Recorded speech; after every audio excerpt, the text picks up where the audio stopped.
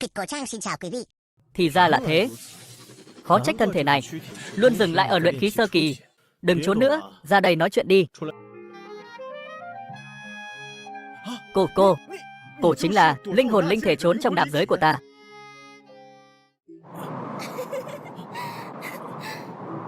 Trong mắt sắp rớt ra ngoài rồi kìa, đâu có. Nói dối.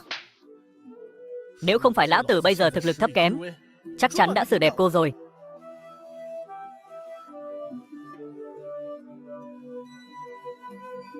Những năm này, chỉ có cô hút linh khí trong cơ thể ta, đúng không? Thế này đi, chúng ta làm giao dịch thế nào? Thì sao?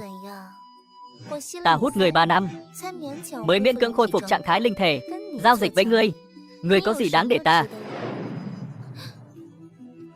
Đây là đan phương phục linh đan.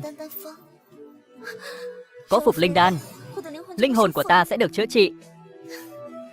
Nói đi, muốn ta làm gì? May mà đan phương và công pháp trong thức hải vẫn còn. Chỉ cần cô có thể vượt qua bài kiểm tra nhập môn ngày mai, ta sẽ thu thập vật liệu cho cô, luyện chế một viên phục linh đan. Nhất ngôn vi định. Bên trong Thiên Nam Đại Lục, các tu tiên tông môn mọc lên san sát, nhưng đứng đầu trong đàn tông, chí tôn của vạn đạo, vẫn phải kể đến đỉnh phong cường giả độc nhất vô nhị của đại lục Thầm Lạc, sáng lập ra Cực Kiếm Tông. Mà Thầm Lạc, người có cảnh giới siêu phàm, chỉ cách thành tiên một bước ngắn ngủi, lúc này lại nghênh đón kiếp nạn lớn nhất.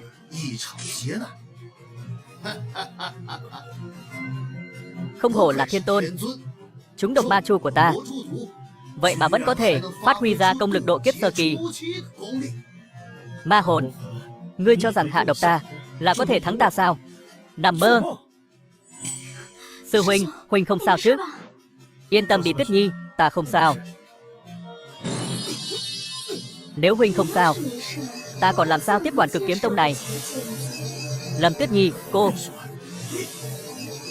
cô lại phản bội ta.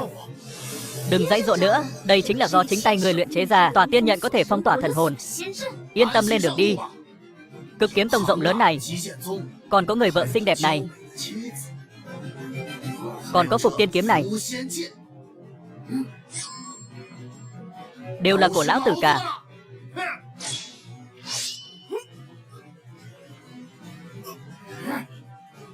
Đường đường đấu là thiên tôn, cứ như vậy mà vẫn làm.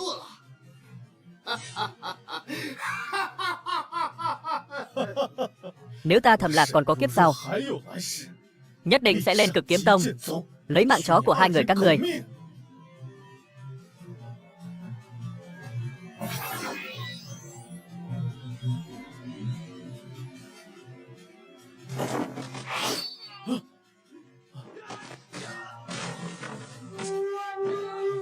Đây là đâu?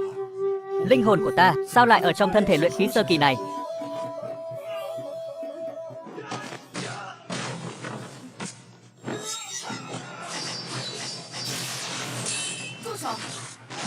Dừng tay!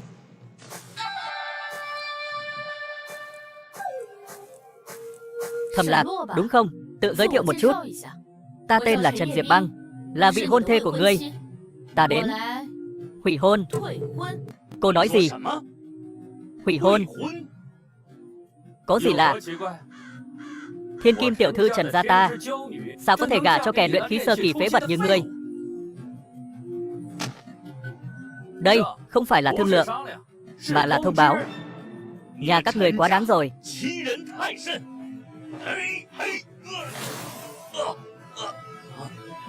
Người Thanh Dương Tổng cũng quên nói cho người, Trần Diệp Băng nhà ta vừa được Thanh Dương chân nhân của Thanh Dương Tông thu làm chân truyền đệ tử. Tương lai gia tộc đệ nhất Hải Thành này chỉ có thể là Trần gia ta. Nếu ngươi còn chút khí phách, nên đứng ra bày tỏ thái độ đi. Quá dây dưa, chỉ khiến ta thêm ghét ngươi. Để bồi thường, Trần gia ta nguyện tặng 2 viên trúc cơ đan do Thanh Dương đạo nhân tự tay luyện chế. Trúc cơ đan, tránh người ta nói chúng ta ý thế hiếp người. Nếu thấy ít, ta có thể nhờ sư phụ ta cho người thêm 2 viên nữa. Như vậy đủ chưa? Ta đồng ý. Nhưng không phải Trần gia các người hủy hôn, mà là ta, Thẩm Lạc, đơn phương hưu ngươi. Ngươi dám hưu ta? Ngươi dám hưu ta? Ta có gì mà không dám? Từ nay về sau, Trần Diệp Băng và Thẩm gia ta không còn liên quan gì nữa. Còn có, 3 tháng sau là tông môn đại tỷ, Thẩm Lạc ta nhất định sẽ đích thân đánh bại ngươi. Chỉ bằng ngươi, một phế vật luyện khí sơ kỳ, mà dám hẹn ta tỉ thí tông môn. Với thực lực luyện khí sơ kỳ của ngươi, sợ rằng đến vòng kiểm tra nhập môn của các tông môn lớn cũng không qua được. 30 năm Hà Đông, 30 năm Hà Tây, chớ khinh thiếu niên nghèo khó. Thẩm Lạc ta hôm nay tuy là phế vật luyện khí sơ kỳ, nhưng không có nghĩa là cả đời ta đều là phế vật. Mang đồ của các người đi đi. Không tiễn. Không hổ là con trai của Thẩm Ngạo Thiên ta. Tốt lắm. Thẩm Lạc, người hay lắm. 3 tháng sau, đại hội tông môn, bàn tiểu thư đây phải xem ngươi làm sao thắng ta. Nhưng tiền đề là ngươi phải vượt qua kiểm tra nhập môn ngày mai đã. Đi. Ngày mai chính là kiểm tra nhập môn của các đại tông môn. Muốn thông qua kiểm tra, ít nhất phải có thực lực luyện khí trung kỳ. Cha yên tâm, ta tự có an bài. Nếu là Thẩm Lạc trước đây, đương nhiên là không thể. Nhưng ta của thân thể này bây giờ lại là đại năng độ kiếp kỳ năm xưa. Đấu La Thiên Tôn lừng lẫy, quật khởi bắt đầu từ bây giờ. Thì ra là thế. Khó trách thân thể này luôn dừng lại ở luyện khí sơ kỳ. Vì kiểm tra nhập môn ngày mai, chỉ có thể làm như vậy thôi. Đừng trốn nữa, ra đây nói chuyện đi.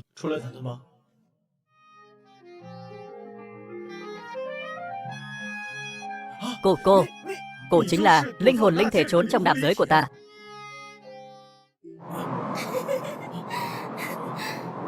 Trong mắt sắp rớt ra ngoài rồi kìa. Đâu có. Nói dối. Nếu không phải lão tử bây giờ thực lực thấp kém, chắc chắn đã xử đẹp cô rồi.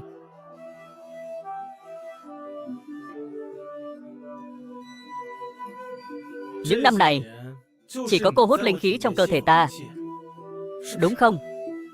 Thế này đi, chúng ta làm giao dịch thế nào? Thì sao? Ta hút người 3 năm, mới miễn cưỡng khôi phục trạng thái linh thể. Giao dịch với ngươi, ngươi có gì đáng để ta? Đây là đan phương phục linh đan. Có phục linh đan, linh hồn của ta sẽ được chữa trị. Nói đi, muốn ta làm gì? May mà đan phương và công pháp trong thức hải vẫn còn. Chỉ cần cô có thể vượt qua bài kiểm tra nhập môn ngày mai, ta sẽ thu thập vật liệu cho cô, luyện chế một viên phục linh đan. Nhất ngôn vi định.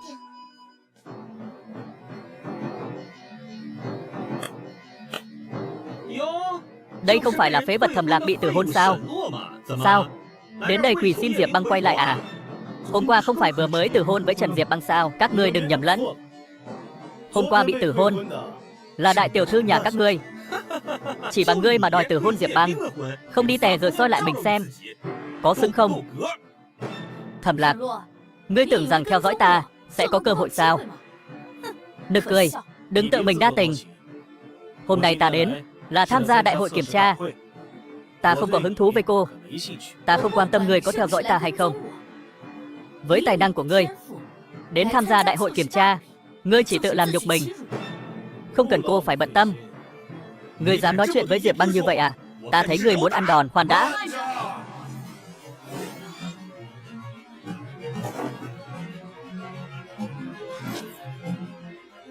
Hôm nay là ba tông của Càn Quốc ta liên hợp chiêu mộ đệ tử mới. Kẻ gây rối sẽ bị hủy tư cách kiểm tra. Coi như người may mắn. Bài kiểm tra năm nay lại là do người đứng đầu trong ba tông của Càn Quốc, trưởng lão thủ tịch của Vạn Kiếm Tông, Ngọc Giao Tiên Tử chủ trì. Vòng đầu tiên, tiến lên chạm vào bia đá. Bia đá sẽ tự động hiển thị cảnh giới và thuộc tính linh căn của ngươi.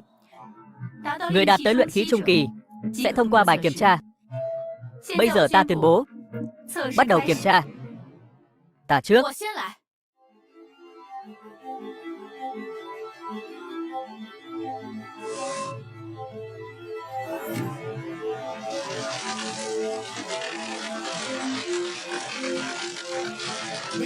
Không nhìn lầm chứ? lại là biến dị linh căn băng linh căn. Cô nương này đã được Thanh Dương đạo nhân thu làm chân truyền đệ tử rồi. Nếu không thì lão phu nhất định phải tranh giành với ông ta một phen. Trần gia Trần Diệp Băng, kiểm tra thông qua.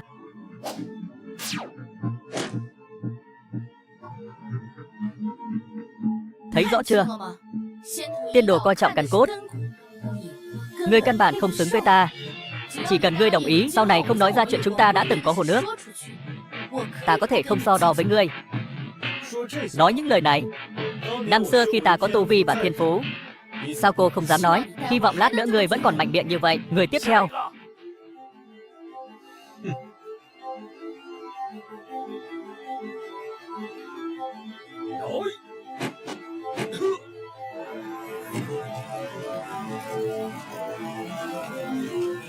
Lại là thuộc tính hỏa, là một mầm non.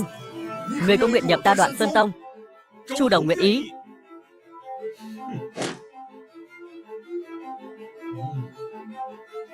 Đáng ghét, lại bị lão bất tử người cướp trước một bước. Tiếp theo. Tiên tử, người này chỉ là một phế vật luyện khí sơ kỳ, căn bản không xứng tham gia cuộc kiểm tra nhập môn lần này. Luyện khí sơ kỳ. Luyện khí sơ kỳ. Vị này chính là Thẩm Lạc, Thẩm gia, nổi danh lừng lẫy của Hải Thành chúng ta. Thẩm đại thiếu gia, ngày hôm qua vừa bị thiên chi kiêu nữ đến từ Trần gia chúng ta, Trần Diệp Băng, lên tận cửa từ hôn, mất hết mặt mũi của Thẩm gia. Chư vị ở đây đều biết, luyện khí trung kỳ là tiêu chuẩn thấp nhất của lần nhập môn này. Ngươi là một phế vật luyện khí sơ kỳ, căn bản không có tư cách tham gia.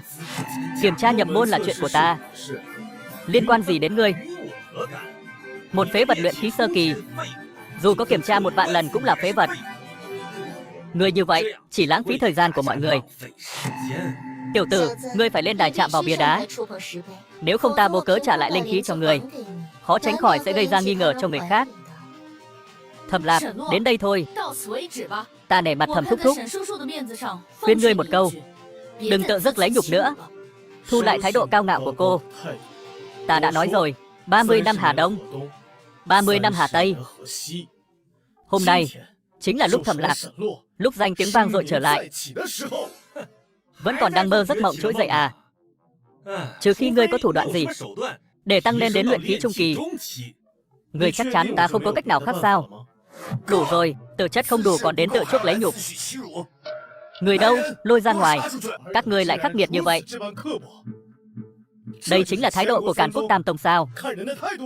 Hôm nay không sợ mất đi một anh tài, rồi hối hận không kịp sao? Hối hận? Còn anh tài?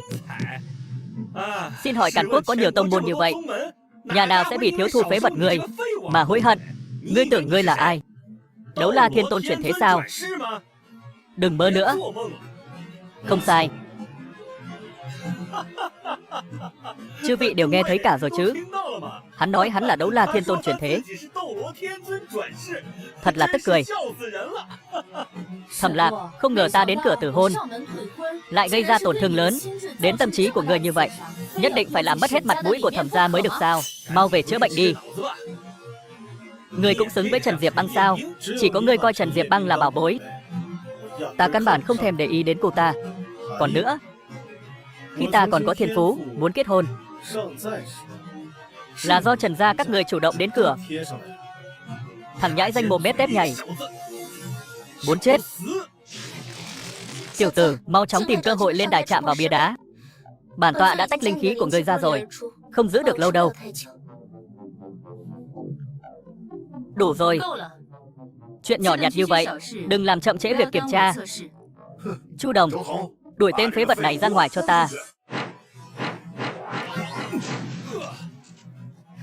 Vừa rồi cảnh giới của người này hình như dao động rất lớn. Chẳng lẽ luôn áp chế cảnh giới? Chuyện này không thể nào. Sao người có thể đỡ được hổ viêm quyền của ta? Thẩm Lạc, linh khí của ngươi bản tọa sắp không áp chế được nữa rồi. Mau tìm cơ hội chạm vào bia đá.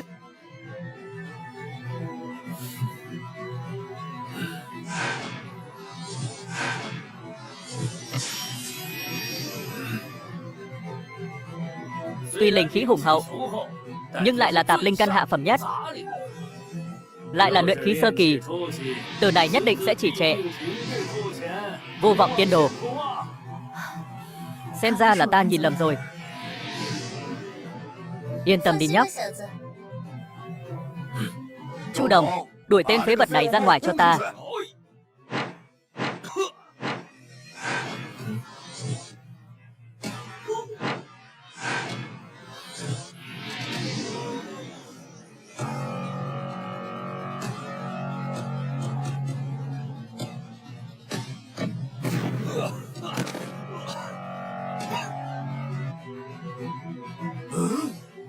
Luyện khí trung kỳ. Lại là luyện khí trung kỳ. Hắn lại đột phá trong lúc kiểm tra.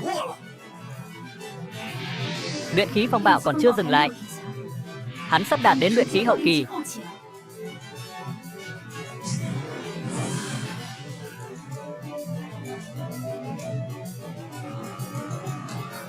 Quả nhiên là thiên linh căn. Người sở hữu thiên linh căn trước đây vẫn là Vô Cực Thiên Tôn. Thẩm Lạc, chẳng lẽ ngươi luôn che giấu thực lực của mình sao? Tiểu tử này, Hoàng Sa Tông ta muốn. Hai người các ngươi không được tranh với ta. Ta muốn thu hắn làm đệ tử đóng cửa. Một kim đan sơ kỳ cũng dám tranh với ta. Với tu vi kim đan trung kỳ của ta, ta nhất định sẽ đem sở học cả đời truyền thụ hết cho hắn, bồi dưỡng hắn thành thiên tài số một Đoạn Sơn Tông ta. Thẩm Lạc, thì ra ngươi mới là kiệt xuất nhất thế hệ này. Có thể đột phá giới hạn của bia đá, chứng tỏ dưới sự gia trì của thiên linh căn, dưới kim đan, hắn vô địch.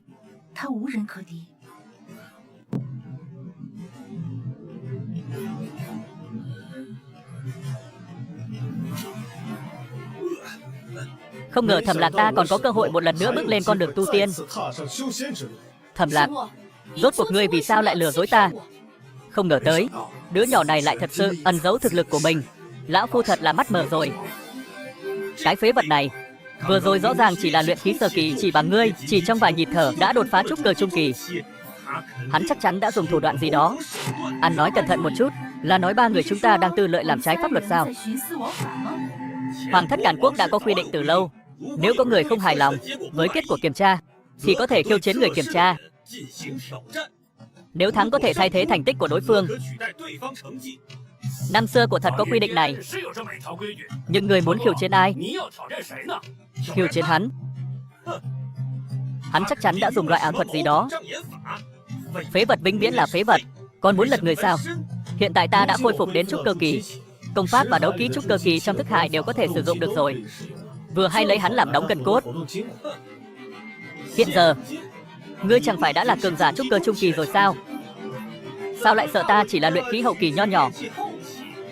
Ta thấy đó, ngươi chỉ là cái gối thêu hoa thôi.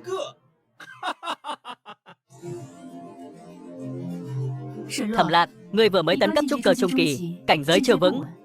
Bây giờ đối chiến với Chu Đồng thì phần thắng không cao. Ngươi có thể từ chối. Ta muốn xem thử ngươi có phải lại là phù du sớm nở tối tàn hay không. Đa tạ tiên tử quan tâm, người này luôn ép người quá đáng. Nếu ta không ra tay, sợ rằng sẽ bị người khác coi thường. Chết đi. Tiểu tử, bản tọa đã đem những năm qua hút linh khí của ngươi trả lại hết cho ngươi rồi. Giờ ta phải ngủ đông.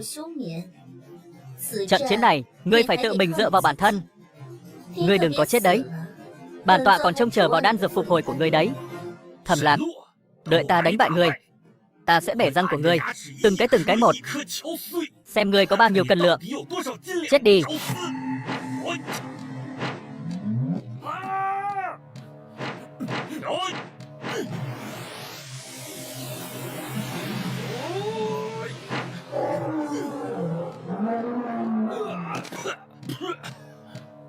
Đây là thân pháp cấp bậc gì? Đến tu vi kim đan kỳ của ta cũng không thể nhìn rõ thân ảnh hắn. Bây giờ đây chẳng phải là kết của ngươi muốn sao? Bây giờ đây chẳng phải là kết của ngươi muốn sao? Ngươi chỉ là lấy lại được thiên phú thôi. Nhưng thì sao? Ta đã sớm có được sự yêu ái của Thanh Dương đạo nhân rồi. Ngươi bây giờ chẳng qua chỉ là cùng ta đứng trên cùng một bạch xuất phát mà thôi. Trần Diệp Băng, ta muốn cô nhớ kỹ, Lúc đầu cái đầu kiêu ngạo này của cô còn chưa ngẩng lên được đỉnh cao của thế hệ trẻ Hải Thành. Là thầm lặng ta. Người thay đổi là cô. Đó là trước kia. Ta bây giờ chưa chắc đã kém hơn người lúc trước. Ngươi cho rằng ngươi giỏi lắm sao? Ngươi cũng chỉ là đang tận hưởng sự tung hô của người khác dành cho ngươi mà thôi. Trần Diệp Băng ta xin nhắc lại, tuyệt không hối hận khi từ hôn với Thẩm Lạc ngươi. Nếu đã như vậy, ta cũng yên tâm rồi. Lấy lại được thiên phú thì sao? Thiên linh căn thì sao?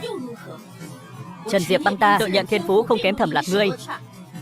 3 tháng sau, đại hội tông môn nhất định sẽ đích thân đánh bại ngươi. Sự sỉ nhục bị từ hôn Thẩm Lạc ta nhất định sẽ khắc ghi trong lòng. 3 tháng sau đại hội tông môn, ta nhất định sẽ phụng bồi đến cùng.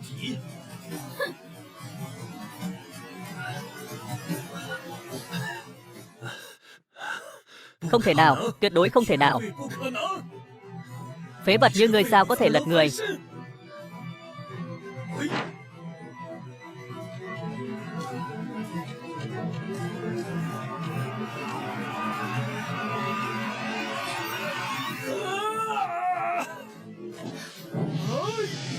Là khí tức ma đạo, là U Hồn Đan. Rốt cuộc ngươi là ai? Ngươi lấy mạng chó của ngươi.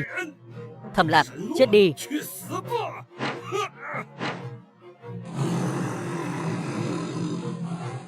Tâm tùy ý niệm, kiếm dò tầm xuất, vô song kiếm thể. Vô song kiếm thể.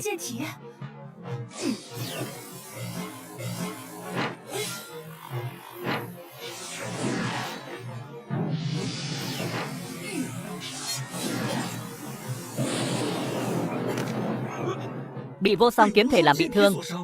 Căn cốt của Chu Đồng sợ rằng đã bị kiếm khí sắc bén triệt để xé nát. Về sau sợ là khó tiến thêm được nữa.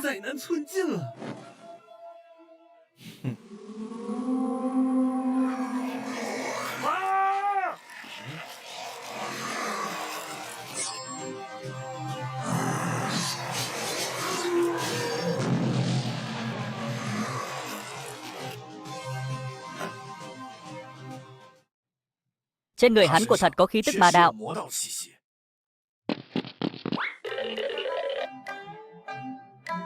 Xem ra là bị ma đạo mê hoặc. Không ngờ sau khi Thiên Tôn vẫn lạc, tốc độ phát triển của ma đạo lại nhanh như vậy. Lại dám đưa móng vuốt đến càn quốc của ta. Xem ra ta phải nhanh chóng nâng cao. Nếu không ma hồn một khi tìm tới cửa không có sức đánh trả. Nếu đã như vậy thì cứ để hắn ở lại đây. Đây là trưởng lão lệnh của Đoạn Sơn Tông ta. Dựa vào lệnh này, mỗi tháng có thể lĩnh 2.000 linh thạch. Nếu ngươi nguyện ý gia nhập Đoạn Sơn Tông ta, mỗi tháng ta còn có thể cho ngươi thêm 500. Thế nào? Đừng nghe lão bất tử này lừa gạt. Cái này là Thiết Linh Kính Huyền giai pháp khí. Nếu ngươi nguyện ý làm đệ tử của lão phu, cái gương này cho ngươi. 3 tông môn này đều sẽ tham gia đại hội tông môn 3 tháng sau. Tuy rằng Vạn Kiếm Tông thực lực mạnh nhất, nhưng vì che giấu hành tung, không bị Ma Hồn và Lâm Tuyết Nhi phát hiện, vẫn là chọn một tông môn yếu nhất, Hoàng Sa Tông đi. Cái này chẳng lẽ là... Cái này lẽ nào là nếu ngươi muốn tìm nữ tu sĩ song tu, có thể gia nhập tông ta. Tông chủ ta tự có an bài. Bất quá ta tu luyện là võ công không thể gần nam sắc. Ngươi vẫn nên từ bỏ ý định đó đi. Nếu ta không nhìn lầm, ngọc bội vừa rồi chính là Tử Phục Tiên Kiếm của ta. Xem ra phải đến Vạn Kiếm Tông mới có thể có thêm manh mối về Phục Tiên Kiếm.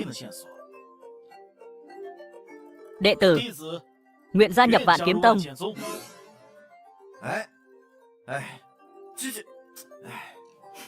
Đã như vậy, ngươi lập tức theo ta diện kiến tông chủ. Hai vị, hiện tại ma đạo xâm lấn, ta phải lập tức đưa Thẩm Lạc về tông diện kiến tông chủ. Xin mời.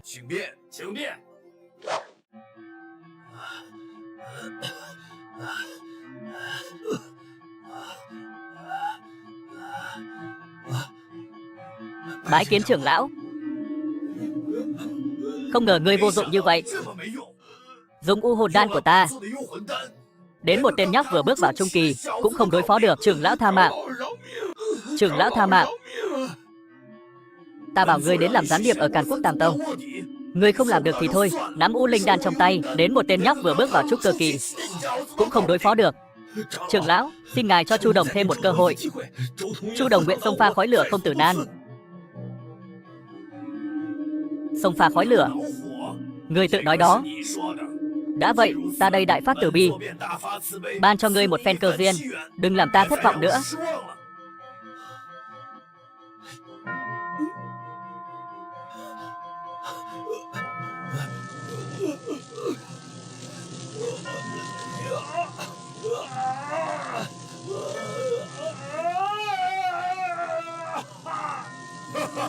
Không ngờ Đấu La Thiên Tôn đường đường lại trùng sinh ở đây, thật là dễ dàng có được.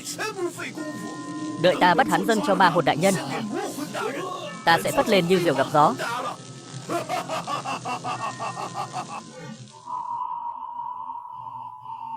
Vạn Kiếm Tông này là danh môn chính phái sao? Môi trường mật thất tông chủ sao giống Tẩu Hỏa nhập ma vậy? Kỳ lạ, rõ ràng vừa mới liên lạc với tông chủ. Chẳng lẽ tông chủ có việc đột xuất phải ra ngoài? Có kiếm khí? Không đúng, là sát khí. Không thể nào, đây là mật thất của tông chủ ta. Chỉ có tông chủ ta và các trưởng lão mới được phép vào, sao có thể có sát khí? Chịu chết đi. Không ổn.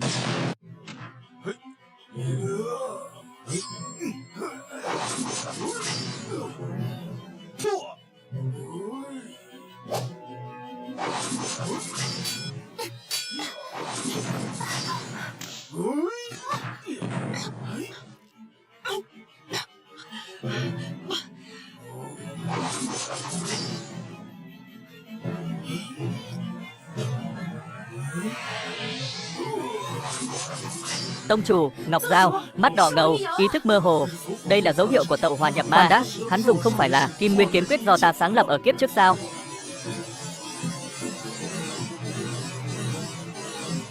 Thẩm Lạc, ngươi mau đi đi, tông chủ là đại năng Nguyên Anh kỳ, hai chúng ta không thể chống lại được.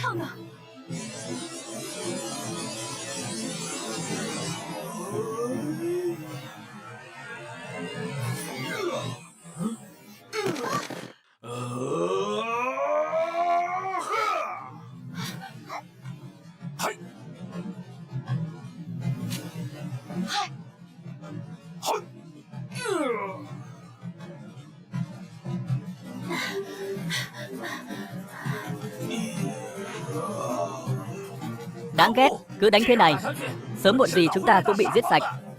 Tông chủ vì tu luyện Kim Nguyên Kiếm Quyết, tầng cuối cùng nên mới tẩu hỏa nhập ma. Nếu chúng ta có thể giúp tông chủ đột phá tầng cuối cùng này, nhất định có thể đánh thức thần trí của tông chủ. Lan Nhi, lời ngươi nói như không nói. Từ ngàn năm nay của Vạn Kiếm Tông ta, người tu luyện thành công Kim Nguyên Kiếm Quyết chỉ có tông chủ.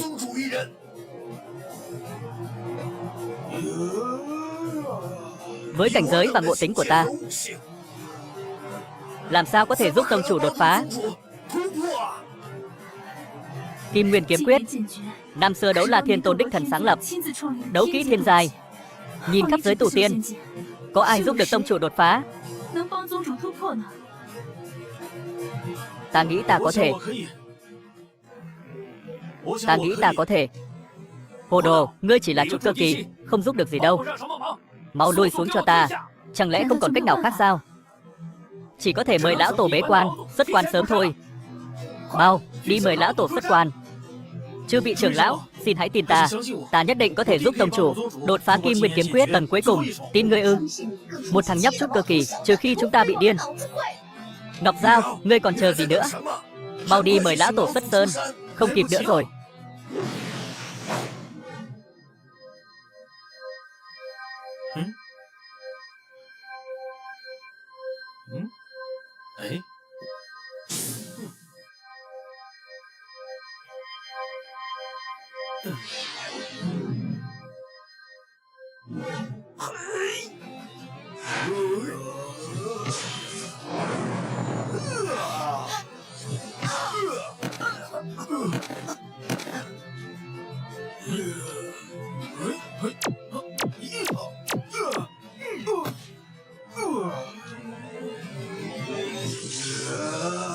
Tiểu tử, ngươi to gan. Nếu hắn có mệnh hệ, ngươi đánh nổi không? Ăn nói ngông cuồng, ngươi chỉ là một đệ tử mới nhập môn, có năng lực gì mà gánh hậu quả? Mau nhìn, là dị tượng đất trời. Có thể gây ra dị tượng đất trời, ngoài đột phá cảnh giới cao giai thì chỉ còn lại thành đấu kỹ cao giai. Tông chủ vừa đột phá nguyên anh hậu kỳ không lâu, chắc không phải là đột phá cảnh giới. Nói bậy, Kim Nguyên kiếm quyết là đấu kỹ thiên giai. Một thằng nhóc mới vào nghề như hắn, sao có thể biết được pháp môn đấu kỹ thiên giai? Nếu bọn họ biết Kim Nguyên kiếm quyết là do ta sáng tạo thì sẽ chư vị trưởng lão, có lẽ là Thầm Lạc ngộ tính tuyệt vời. Hắn trong bài kiểm tra nhập môn cũng đã thi triển 2 hạng đấu kỹ cao giai. Hơn nữa, hắn còn mang trong mình vô song kiếm thể và thiên linh căn. Cái gì? Ngươi lại mang vô song kiếm thể?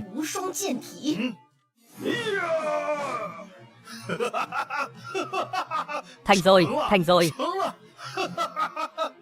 Mấy trăm năm rồi, Kim Nguyên kiếm quyết này cuối cùng bản tọa cũng luyện thành. Chúc mừng tông chủ thần công đại thành. Tiểu tử mang vô song kiếm thể này, nếu không có người, sợ là bản tọa còn chưa đột phá được. Thật sự là hắn giúp tông chủ đột phá Kim Nguyên kiếm quyết. Tiểu tử Thầm Lạc bái kiến tông chủ.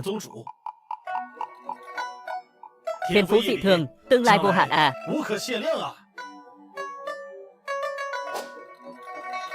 Ngày mai đệ tử các tông đại hội khám phá tàng bảo các, người thay mặt Vạn Kiếm Tông ta xuất chiến.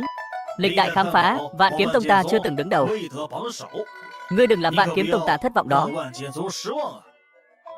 Nhất định không phụ sự mệnh. Đây chính là Càn Quốc ta, tàng bảo các của Liên Minh tông phái. Hàng năm các tông đều sẽ chọn đệ tử tiến vào khám phá. Đây chính là tàng bảo các liên hợp của vài tông môn. Tuy rằng so với tầm bảo khố của Cực Kiếm Tông ta có phần kém sắc, nhưng dù sao cũng coi là khí phái. Tiền đề là người cũng phải có bản lĩnh lấy được. Là Doãn trưởng lão của chấp pháp đường Vạn Kiếm Tông, nghe nói hắn đã sớm bước vào kim đan hậu kỳ, nhất thủ càng sớm đã đạt tới xuất thần nhập hóa. Doãn phi hành, ý ngươi là gì? Ta không có ý gì cả. Mọi người đều biết, mỗi một bảo vật trong tàng bảo các này đều là do các thái tổ của các tông khóa linh khí tùy theo độ trân quý. Nếu không có năng lực phá khóa, sẽ tay trắng mà về.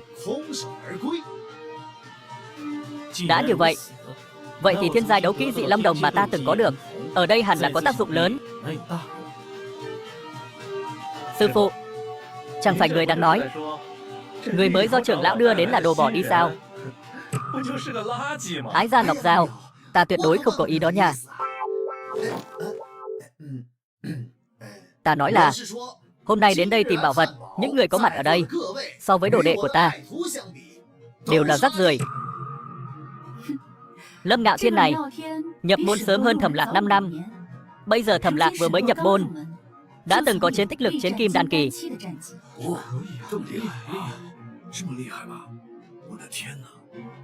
Vừa nhập môn đã từng lực chiến kim đan kỳ, tu vi cường hãn thì có ích gì? Hôm nay dựa vào việc tìm bảo vật, có thể vào được tàng bảo các, lấy được bảo bối mới tính là bản lĩnh.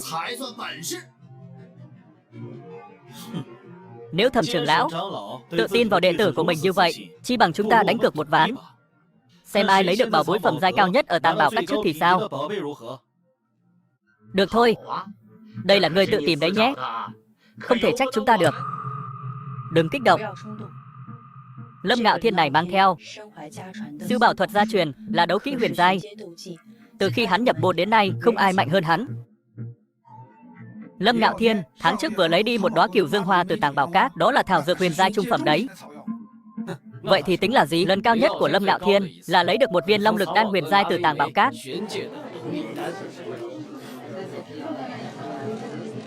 Nghe thấy chưa nhóc con?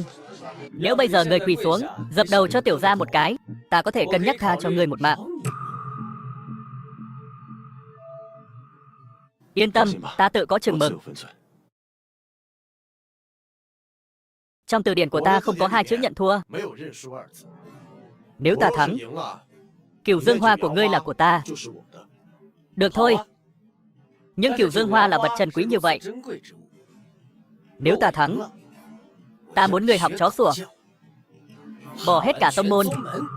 Được thôi, chậm đã. Là Trần sư muội của Thanh Dương Tông. Sao ta lại không thể đến? Ta muốn tăng cược.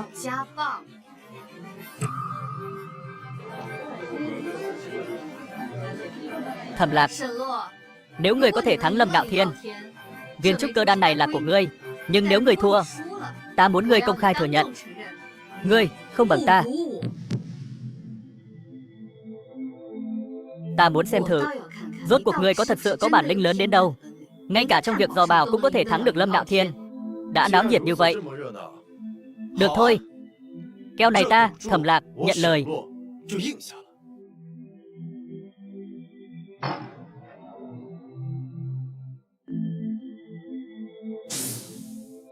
Thiên Địa Huyền Tông, đúc kiếm đoạt bảo, đi.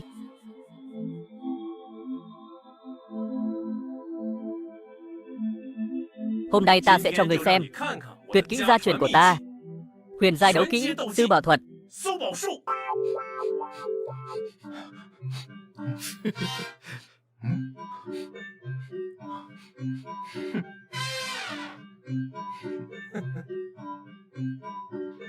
Nói đi nói lại, kẻ giống chó nhất hóa ra là người.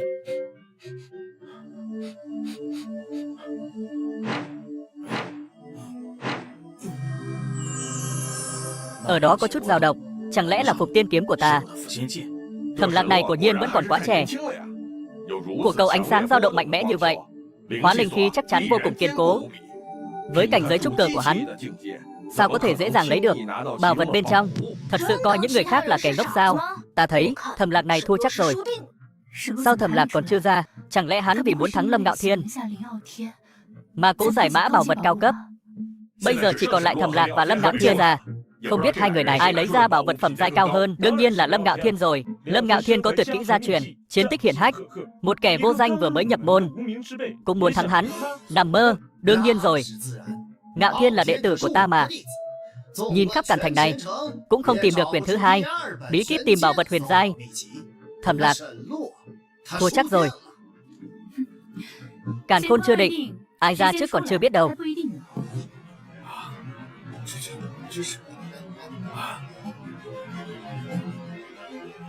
Đây là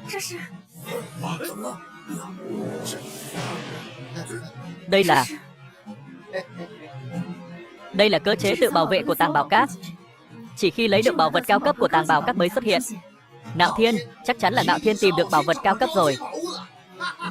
Xong rồi. Thẩm Lạc lần này hoàn toàn không có cơ hội thắng rồi. Ta đã nói rồi mà, chỉ được kém 1 mét thôi.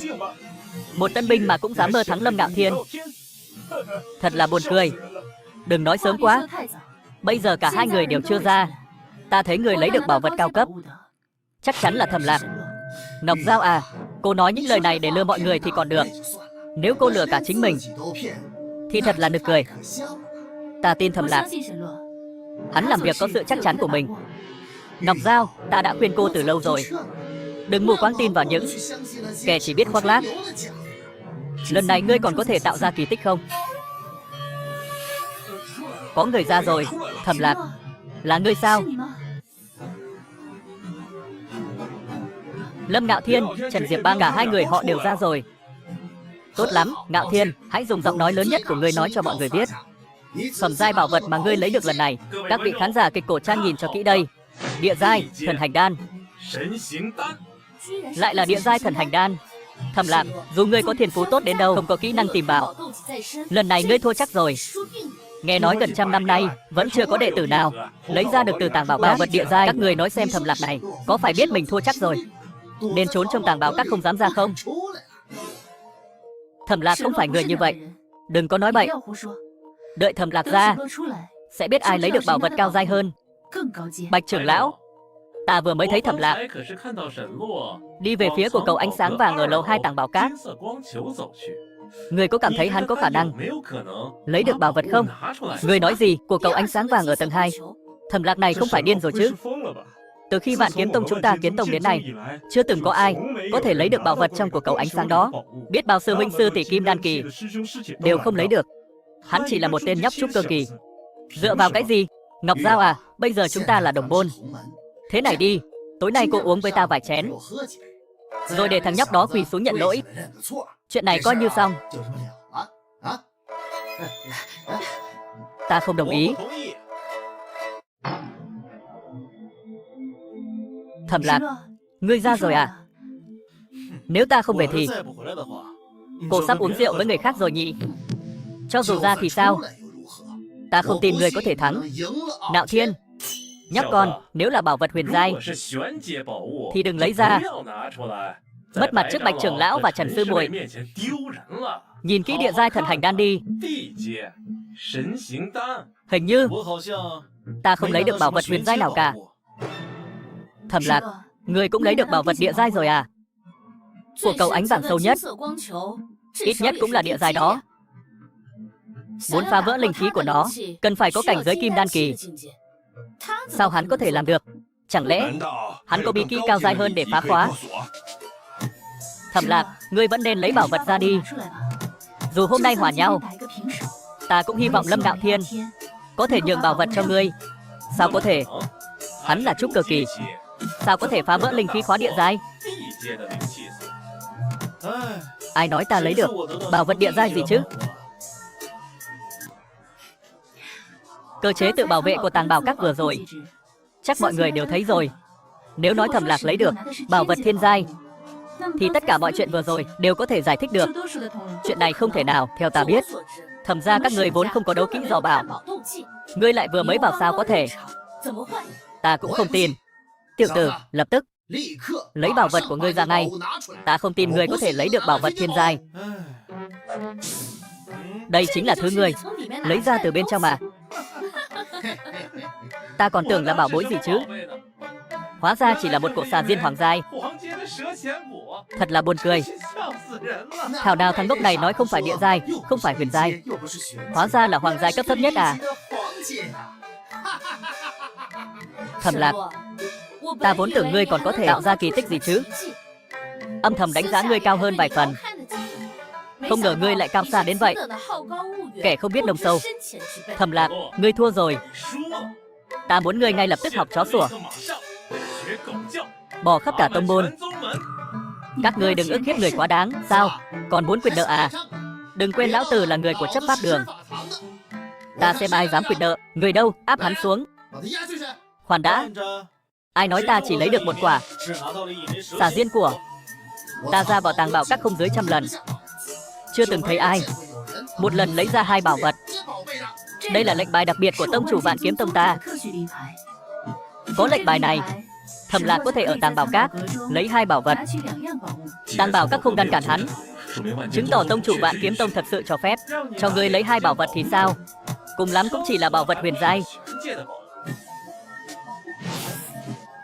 Cửu Dương Hoa ở đây, ngươi có bản lĩnh thì lấy đi. Vậy ngươi phải nhìn cho kỹ. Sao có thể?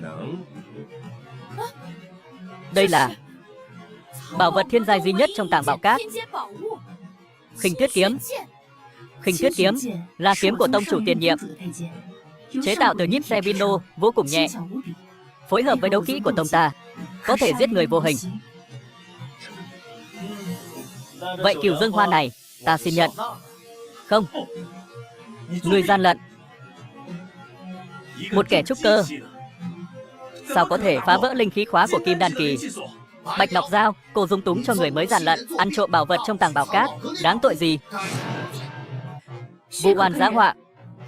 Đây là Thẩm Lạc tự mình làm được bằng bản lĩnh của mình, bằng bản lĩnh.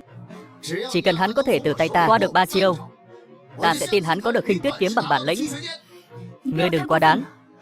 Ngươi đã sớm tiến vào kim đan kỳ, mà Thẩm Lạc chỉ là trúc cơ kỳ. Ngươi đừng ý thế hiếp người, trừ phi tất cả bảo vật đều phải trả lại tàng bảo cát. Thẩm Lạc, nếu ngươi có kỳ ngộ gì, cứ nói ra là được, hà tất phải che giấu. Chẳng lẽ cách phá khóa không thể cho người khác thấy sao? Sao có thể? Đây là Thẩm Lạc vất vả lắm mới lấy ra được. Thẩm Lạc, có gì cứ mạnh dạn nói ra, đừng sợ. Ta không thể nói cho các người biết ta có được thiên giai đấu kỹ long dị đồng, có chức năng phá khóa bẩm sinh. Cãi được nữa rồi chứ gì? Người đâu? Áp giải hắn về chấp pháp đường thẩm vấn từ từ. Ta xem ai dám động vào hắn. Thẩm Lạc, người thích trốn sau lưng phụ nữ đến vậy sao? Nếu người ghen tị, cứ nói thẳng ra. Ta chỉ là thay ngươi tức giận thay nàng thôi, đừng nghĩ nhiều. Ngươi tưởng ngươi có thể bảo vệ được hắn sao? Chúng ta chấp pháp, nhưng là bộ phận biên ngoại do tông chủ đích thân thiết lập. Toàn bộ tông môn, ngoại trừ tông chủ và tứ đại trưởng lão ra, chúng ta quyết định. Các người trước pháp đường, khẩu khí thật lớn. Bái kiến tông chủ. Bái kiến Cao tông chủ. Bản tọa nghe nói, các người chấp pháp đường kiêu ngạo lắm à. Muốn bắt nạt người mới thì bắt nạt. Hiểu lầm ạ tông chủ, hiểu lầm. Vậy đã đáp ứng cá cược, vì sao không thực hiện? Còn ngươi, người nữ tử này đánh đá tùy hứng. Nếu không phải ngươi là chân truyền đệ tử của Thanh Dương chân nhân, hôm nay bản tọa nhất định phải thay Thanh Dương dạy dỗ ngươi một trận. Cao tông chủ dạy dỗ phải. Tông chủ, chúng con đùa với người mới thôi ạ. Ồ, nếu người thích chơi như vậy, vậy toàn bộ vệ sinh 10 năm tới của tông môn đều do ngươi dọn dẹp. Sư phụ, cứu con, còn không mau quỳ xuống. Tạ tông chủ. Thầm Lạc, người cứ chờ đấy, sẽ không dễ dàng bỏ qua cho người đâu. Tất cả các đệ tử giáo phái đến sảnh chính. Ngộ kiếm đại hội lập tức bắt đầu. Dạ.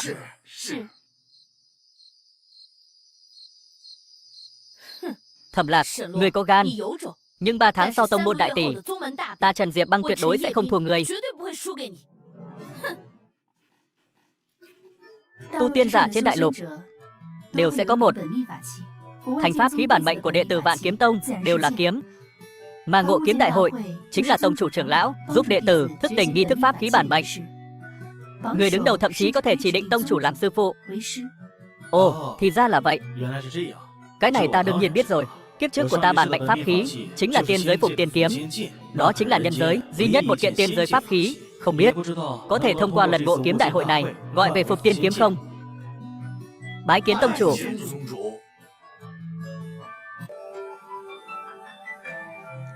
Bái kiến tông chủ.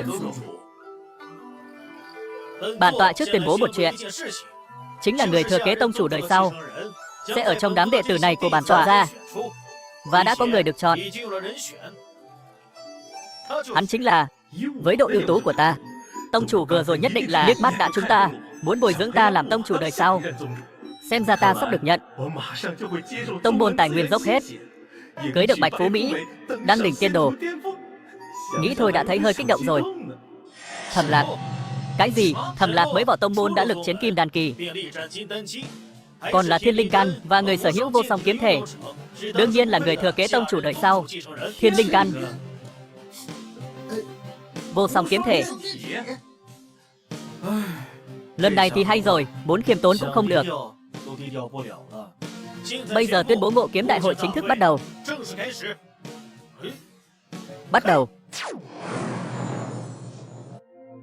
Nghiêm túc cảm ngộ nơi sâu thẳm nội tâm, nỗ lực cùng trận pháp giao tiếp. Chỉ có như vậy mới có thể đánh thức bản mệnh pháp khí của các người.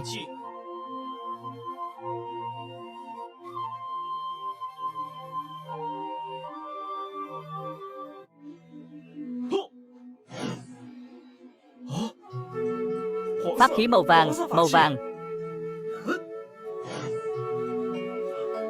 Địa giai pháp khí.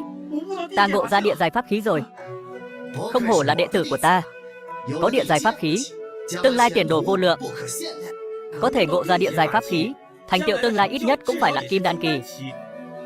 Nếu có thêm kỳ ngộ nữa, thì nguyên anh kỳ cũng không phải là không thể. Bọn ta chỉ có thể ngộ ra pháp khí màu vàng.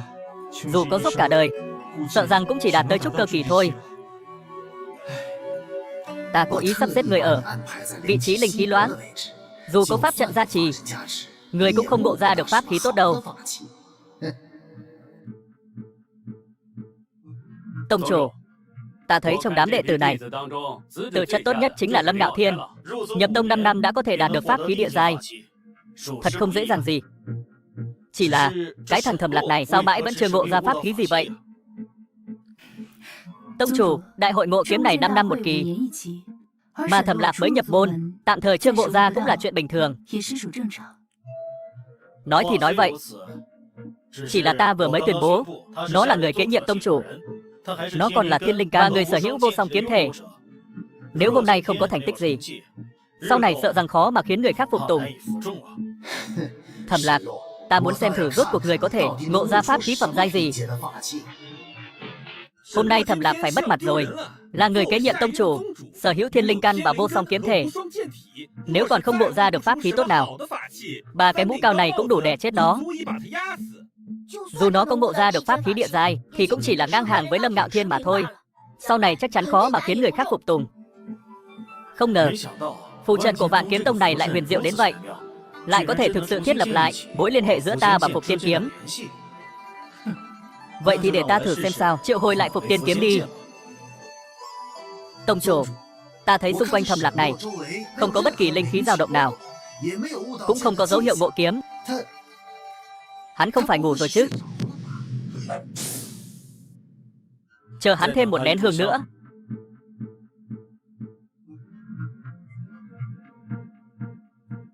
Hương đã tàn, thu hồi phù trận đi. Cái gì thiên linh căn, cái gì vô song kiếm thể, ngay cả bản mệnh pháp khí của mình cũng không ngộ được. Ta thấy hắn chỉ là một cái gối thiêu hoa thôi. Mọi người đều đã ngộ được bản mệnh pháp khí của mình rồi. Vậy thì đại hội ngộ kiếm năm nay đến đây là... Không đúng, có kiếm khí. Không đúng, có kiếm khí.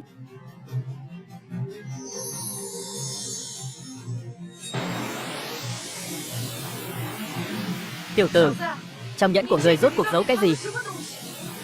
Có phải muốn hại chết ta không? Ta chủ trì đại hội ngộ kiếm mấy trăm năm nay, còn chưa từng thấy kiếm khí nào sắc bén như vậy. Kiếm khí này dường như là từ kiếm của Thầm Lạc truyền ra. Chẳng lẽ là Khinh Tuyết kiếm lấy từ Tàng Bảo Các? Hồng quang, thiên giai, là bản mệnh pháp khí thiên giai. Tuyết rơi rồi. Đây là dị tượng đất trời. Thầm Lạc này sắp kinh động dị tượng đất trời rồi. Ta vào tông nhiều năm như vậy còn chưa từng thấy vị đệ tử nào vừa mới nhập môn đã có thể dẫn động dị tượng tại đại hội ngộ kiếm. Thầm Lạc, nếu không phải ngươi, ta mới là thiên tài đệ nhất của Vạn Kiếm Tông này. Khinh Tuyết kiếm lại nhận chủ rồi. Khinh Tuyết kiếm lại nhận chủ rồi. Khinh Tuyết kiếm là bội kiếm của tông chủ tiền nhiệm, là pháp khí thiên giai duy nhất của toàn bộ giới tu tiên cả nước. Ngay cả tông chủ tiền nhiệm cũng phải mài mòn 10 năm mới khiến nó thành công nhận chủ. Thầm Lạc, vậy mà đã làm được trong thời gian một nén hương. Ngay cả khi Thầm Lạc đồng thời sở hữu vô song kiếm thể và thiên linh căn, cũng không thể nhanh như vậy được. Ta không nhìn lầm chứ? Khinh Tuyết kiếm lại hướng Thầm Lạc xưng thần. Đây là thiên giai pháp khí, dù là nhìn khắp cả Thiên Nam Đại Lục cũng không có mấy người có thể có được. Nhưng bây giờ nó không chỉ nhận Thầm Lạc làm chủ, mà còn chủ động thần phục. Chuyện này sao có thể xảy ra? Đây tuyệt đối là yêu nghiệt. Đây tuyệt đối là yêu nghiệt mà. Không hổ là do ta đích thân phòng, trường môn đời sau. Bây giờ có được sự công nhận của Khinh Tuyết kiếm, có thể nói là xứng đáng với danh tiếng. Còn ai không phục? Kỳ lạ, Khinh Tuyết kiếm đã hướng Thầm Lạc xưng thần, nhưng tại sao Thầm Lạc vẫn chưa thoát ra chấp nhận Khinh Tuyết kiếm? Chẳng lẽ hắn muốn ngộ ra bản mệnh pháp khí phẩm chất cao hơn? Nói bậy. Trên thiên giai là tiên giai trong truyền thuyết, ngoại trừ Đấu La Thiên Tôn năm xưa, cái Thiên Nam Đại Lục này ta còn chưa từng nghe nói ai có được pháp khí tiên giai. Dù Thầm Lạc hắn là cao thủ ngàn vạn người có một, cũng chỉ có thể đến đây thôi. Chỉ là Thầm Lạc mang đến cho chúng ta ít bất ngờ lắm sao? Không hay rồi, mọi người mong nhìn Khinh Tuyết kiếm. Khinh Tuyết kiếm đang sợ hãi. Nó là pháp khí hiếm thấy trên đời, có thể khiến nó cảm thấy sợ hãi. Sẽ là nguy hiểm gì? Không hay rồi, không đúng. Là sát khí, có một luồng sát khí rất mạnh, đang nhanh chóng đến gần tông môn. Ta chưa từng cảm nhận được sát khí mãnh liệt như vậy. Tất cả đệ tử nghe lệnh, kích hoạt tất cả các lá chắn bảo vệ của môn phái. Toàn bộ môn phái bước vào trạng thái báo động khẩn cấp. Vâng.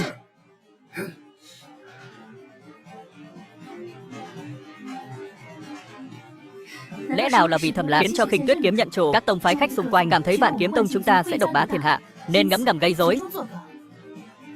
Chỉ bằng Đoạn Sơn Tông và Hoàng Sa Tông, thực lực của bọn chúng còn chưa đủ. Cho dù có tính cả những lão tổ đang bế quan của bọn chúng cũng chưa từng cho ta cảm giác áp bức mạnh mẽ như vậy. Lẽ nào là Thanh Dương Tông đang nổi lên gần đây? Nghe nói tốc độ mở rộng của bọn chúng cực nhanh, không lẽ bọn chúng nhắm vào chúng ta rồi? Một cái Thanh Dương Tông nhỏ bé, bản tọa căn bản không để vào mắt. Đến rồi, đến rồi. Tất cả trưởng lão nghe lệnh, theo bản tọa kết trận, kích hoạt lá chắn bảo vệ môn phái.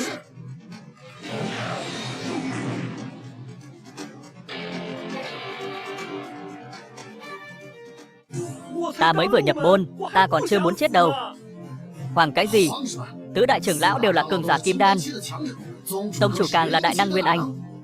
5 người bọn họ cùng nhau tạo thành lá chắn đủ 5 lớp.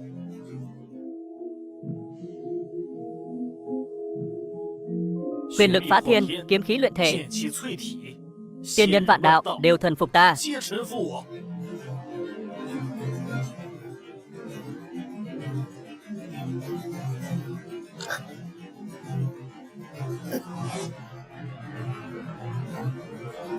Tông chủ và trưởng lão đều bị thương vì chuyện này. Ta có thể mượn cớ nói Thẩm Lạc là người không may mắn, đến lúc đó nhốt Thẩm Lạc ở Hậu Sơn, vị trí người kế thừa đương nhiên là của Ngạo Thiên rồi.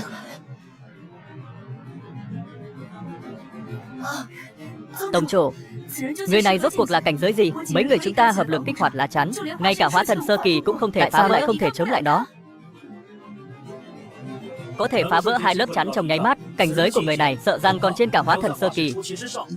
Đó là hóa thần hậu kỳ hay là luyện hư kỳ hiếm có. Ta sẽ không làm hỏng việc. Trời mất tông chủ mất thôi. Không ổn, không ổn. Xong rồi. Lẽ nào ngay cả tứ đại trưởng lão và tông chủ cũng không thể chống lại người này sao? Mau nhìn, hàng rào phòng hộ thứ 4 cũng sắp không trụ được nữa rồi. Mau đi mời lão tổ đến đây. Chỗ này để ta cầm chân. Không đúng, không phải người, là kiếm, là một thanh kiếm. Một thanh kiếm lại có uy năng vượt xa nguyên anh kỳ. Thanh kiếm này chắc chắn là bội kiếm của đại năng luyện hư kỳ. Rốt cuộc các người đã chọc phải cái tên phiền phức này như thế nào vậy? Cái này thật sự là nói ra thì dài dòng. Có cứu rồi, nghe nói lão tổ là luyện hư hậu kỳ, siêu cấp đại năng, người mạnh nhất toàn cõi Càn Quốc. Có lão tổ ở đây, nhất định có thể xoay chuyển càn khôn. Giữ vững tâm thần, uy năng của thanh kiếm này ở trên ta. Cẩn thận bị kiếm khí làm tổn thương căn cơ. Uy năng của thanh kiếm này còn ở trên cả ngài. Lẽ nào đây chính là tiên giai pháp khí trong truyền thuyết? Lẽ nào hắn là Đấu La Thiên Tôn? Đấu La Thiên Tôn nói bậy. Đấu La Thiên Tôn đã vẫn lạc 100 năm trước rồi. Vì chuyện này cả tông Cực Kiếm Tông còn mặc niệm suốt 20 năm. Chuyện này cả Thiên Nam Đại Lục đều biết. Bất quá, ta thấy thanh kiếm này của thật là vật vô chủ.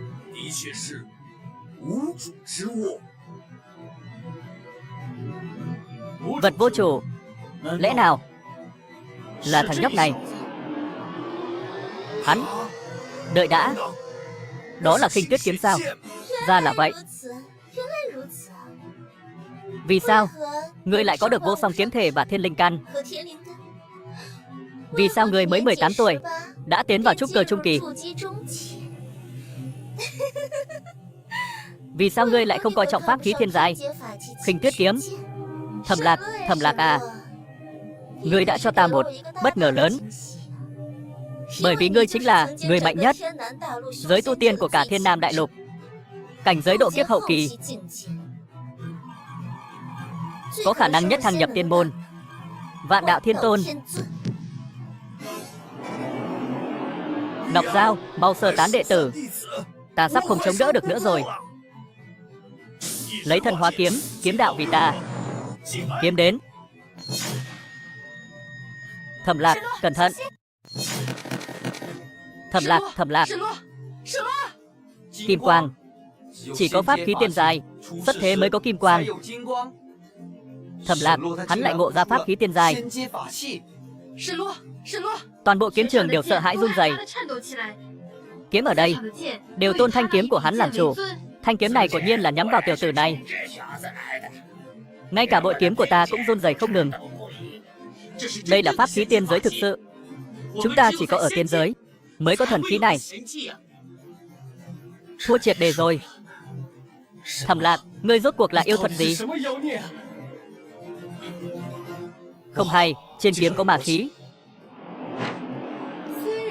Tuy rằng thanh kiếm này là bội kiếm kiếp trước của ngươi, nhưng thân thể hiện tại của ngươi không còn là của kiếp trước nữa rồi.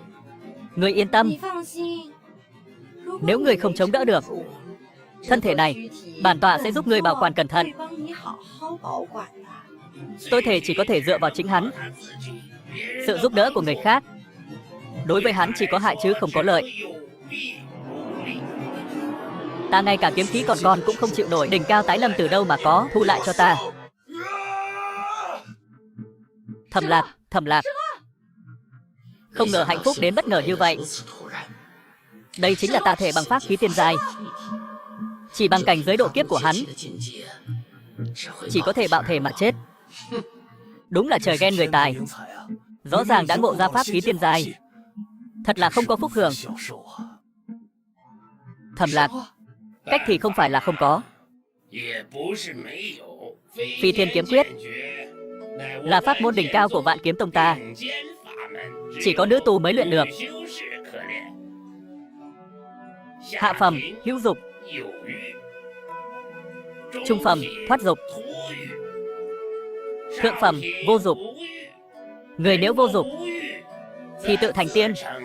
Xin hỏi lão tổ, thế nào là thoát dục? Trước hết phải có dục, có dục mới có thể thoát dục. Lão tổ, có thể giúp hắn tiêu hóa kiếm khí sao? Ta chỉ có thể giúp hắn đến đây thôi.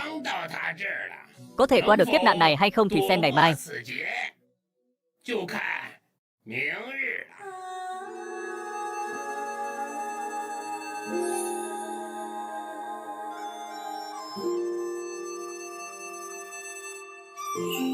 Người nếu phụ ta, ta nhất định giết người.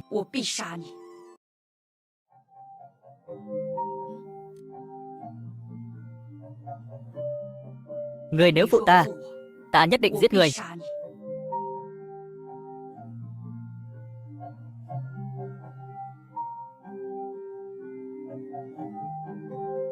Người nếu phụ ta, ta nhất định giết người. Lại có thể khiến mỹ nhân như vậy cam tâm tình nguyện hiến thân vì ngươi. Nhưng người cũng đừng trách bản tọa. Thân thể thượng hạng này, bản tọa sẽ thay người sử dụng thật tốt.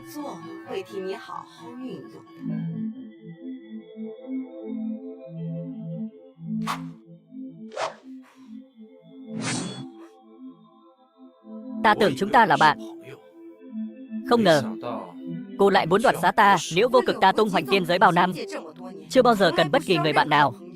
Ngược lại là ngươi lại thật sự tiêu hóa được kiếm khí tôi thể của tiên kiếm. Nhưng tại sao ngươi vẫn là trúc cơ kỳ? Trúc cơ kỳ sao? Tiền bối, cô phải nhìn kỹ đấy.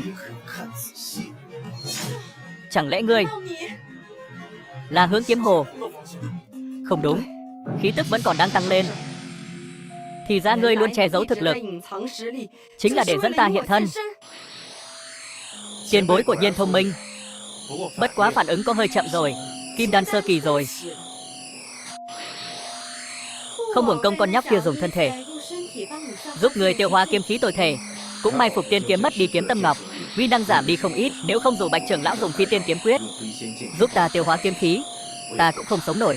Bản tọa bây giờ đã rơi vào tay ngươi rồi. Muốn giết muốn xẻ tùy ngươi. Bất quá có thể chết trong tay Đấu La Thiên Tôn. Nạo thế một thời, ta cũng coi như không uổng công đến thế gian này một chuyến. Tiền bối, chẳng lẽ người không muốn phục linh đan, không muốn trở lại đỉnh phong sao?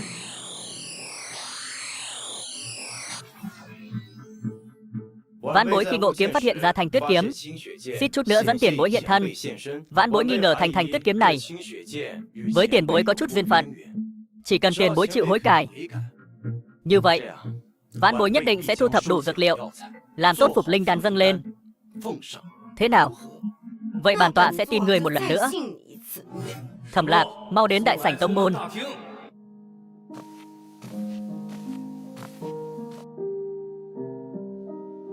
Được đó, tôi còn trẻ đã là kim đan sơ kỳ. Dù là nhìn khắp cả Thiên Nam đại lục, đó cũng là thiên tài thiên tư chắc tuyệt. Thẩm Lạc, người không hổ là người mà bản tọa chỉ định làm người kế nhiệm tông chủ đời sau. Cảm ơn tông chủ khen ngợi. Có gì ghê gớm chứ? Nếu ta có bộ càn cốt này, nhất định có thành tựu cao hơn thằng nhãi này. Thầm Lạc coi như ngươi gặp may, ngươi cứ chờ đó đi. Rất nhanh thôi, ngươi sẽ không cười nổi đâu. Đã như vậy, vậy ngộ kiếm đại hội chính thức kết thúc. Thẩm Lạc, ngươi ngộ được pháp khí tiên giới, đương nhiên là đứng đầu rồi. Ngươi nói đi, 4 vị trưởng lão ở đây, còn có bản tọa. Người nguyện ý theo ai tu luyện? Con cần phải nghĩ sao?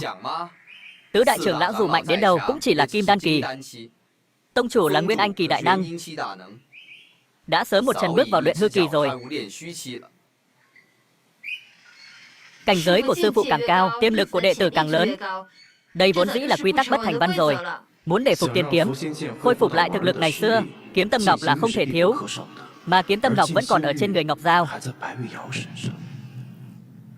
Sao hắn cứ nhìn chằm chằm ta vậy?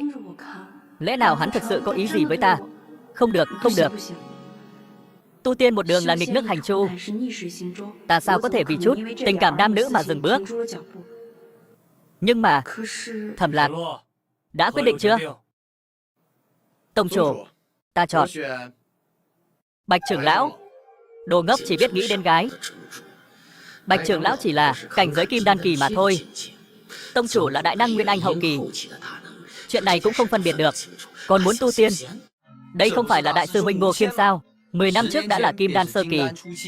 Bí kỹ Canada điện âm càng là giết địch vô số. Sau khi theo đuổi Bạch trưởng lão không thành, liền xuống núi tu luyện tìm kiếm cơ duyên. Ta nghe nói có người muốn bái Ngọc Giao làm sư phụ. Ta liền nhanh chóng chạy về.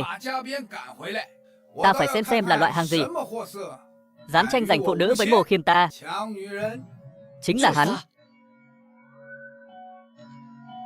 Tông chủ, người đứng đầu Ngộ Kiếm đại hội có thể ưu tiên chọn sư phụ. Năm đó đệ tử trở thành người đứng đầu bảng nhưng không chọn. Hôm nay nguyện ý cùng sư đệ này so tài 1-2. Người thắng sẽ bái nhập môn của Bạch trưởng lão, thế nào? Người thấy sao? Thẩm Lạc, hắn đã sớm tiến vào kim đan kỳ rồi. Ngươi và hắn vẫn còn khoảng cách, chớ nên xúc động. Tiểu tử ngươi không chỉ có vô song kiếm thể và thiên linh căn, còn ngộ ra được pháp khí tiền giới. Nhưng ngươi đừng quên, tu tiên giới thực lực là trên hết. Hai tiểu cảnh giới này không phải là những thứ này của ngươi có thể bù đắp được. Đã người tự đưa tới cửa thì ta sẽ lấy người thử nước. Đã sư huynh hướng ta phát khởi khiêu chiến, vậy ta sẽ ứng chiến. Ai sợ ai chứ? Đến đi. Thẩm Lạc cũng quá xúc động rồi. Ngô Khiêm không chỉ là cường giả kim đan hậu kỳ, mà còn luyện Canada điện âm, càng là đấu kỹ sóng âm hiếm thấy. Huống chi, khoảng cách về thực lực cứng là một khoảng cách khó vượt qua. Đúng vậy, sơ sẩy một chút, nhẹ thì tê liệt toàn thân, nặng thì tâm thần chấn động đó. Nếu không phải bản tôn bị hại trọng sinh, thì chỉ bằng đấu khí địa giai còn con này cũng xứng múa may trước mặt ta sao? Bây giờ ta sẽ cho người biết cái kết cục của việc không coi ai ra gì. Xin chỉ giáo.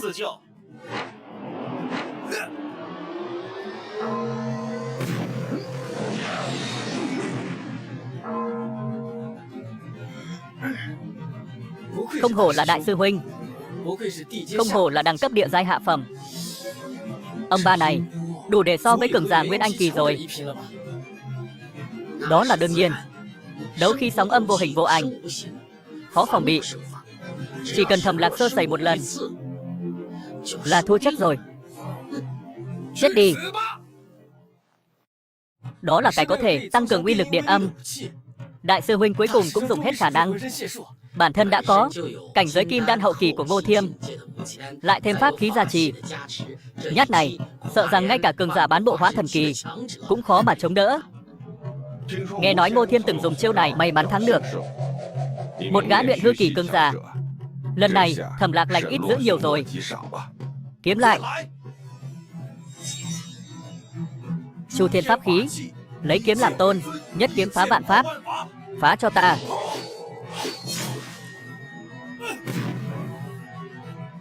Ngươi chắc chắn là đang giả vờ. Chỉ bằng vào cảnh giới kim đan kỳ của ngươi, làm sao có thể đỡ được chiêu này của ta? Tu tiên một đường, cảnh giới đều là hư ảo. Quá y lại vào cảnh giới của mình, chẳng khác nào tự tìm đường chết. Ăn nói bừa bãi. Tu tiên giới xưa nay lấy cảnh giới làm tôn. Chết đi. Bản mệnh pháp khí của Ngô Thiêm, bản mệnh pháp khí kim thiêm của Ngô Thiêm, với tốc độ sét đánh không kịp bưng tai, nổi danh khắp thế gian. là ám khí lợi hại nhất của cả Càn Quốc.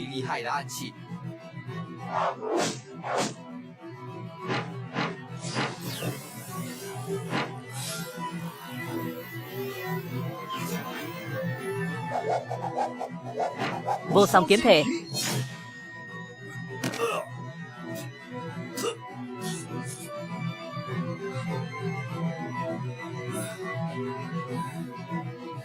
Không thể nào, tuyệt đối không thể nào. Bản mệnh kim thiêm của ta chưa từng thất thủ. Nhất này cho dù là đại năng hóa thần kỳ, toàn lực ngưng tụ khí cương cũng không thể cản. Vô song kiếm thể là đệ nhất thần thể đương thời.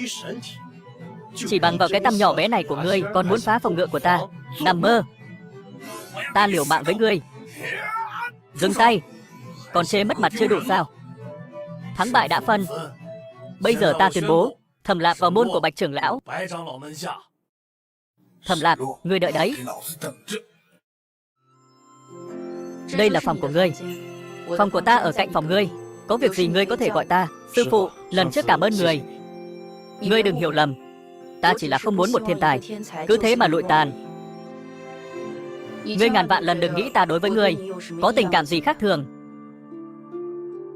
Con bé này sao còn nói ra cả lời trong lòng vậy? Chết rồi. Quên hỏi nàng ta Ngọc Kiếm Tâm rồi. Có dục vọng mới có thể thoát khỏi dục vọng. Nếu người phụ ta, ta nhất định giết người.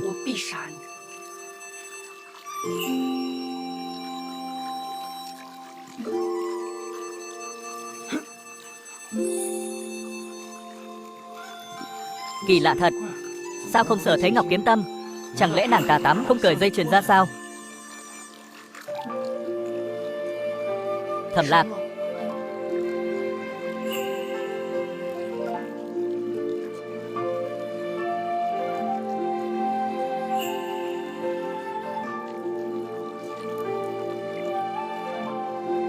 Thẩm Lạc,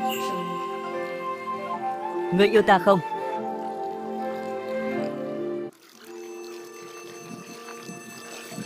Thẩm Lạc,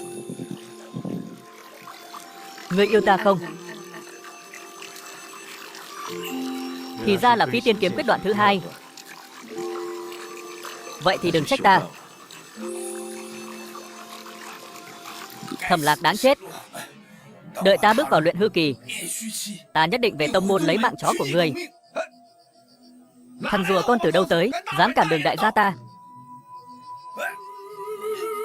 Đại gia, ta sai rồi, xin ngươi tha cho ta. Đại gia, đại gia.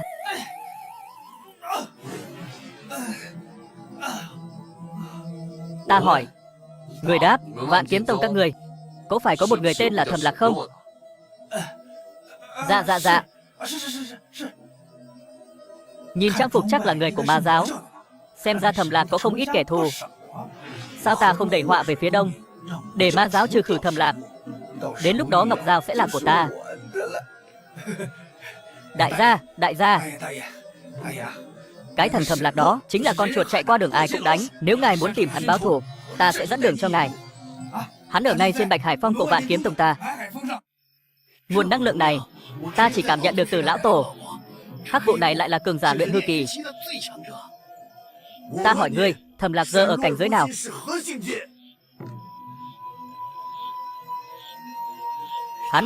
Hắn vừa mới bước vào Kim Đan kỳ. Chuyển thế của Đấu La Thiên Tôn năm xưa. Thời gian ngắn như vậy mà đã hoàn thành lột xác từ luyện khí lên Kim Đan. Cái gì? Thẩm Lạc lại là chuyển thế của Đấu La Thiên Tôn? Không thể nào, không nhầm lẫn chứ. Ngươi là kẻ chết rồi thì biết gì. Chết đi. Chi bằng chúng ta xông vào Bạch Hải Phong, chém giết Thẩm Lạc. Bản tọa tự có an bài, cho người sống thêm vài ngày nữa.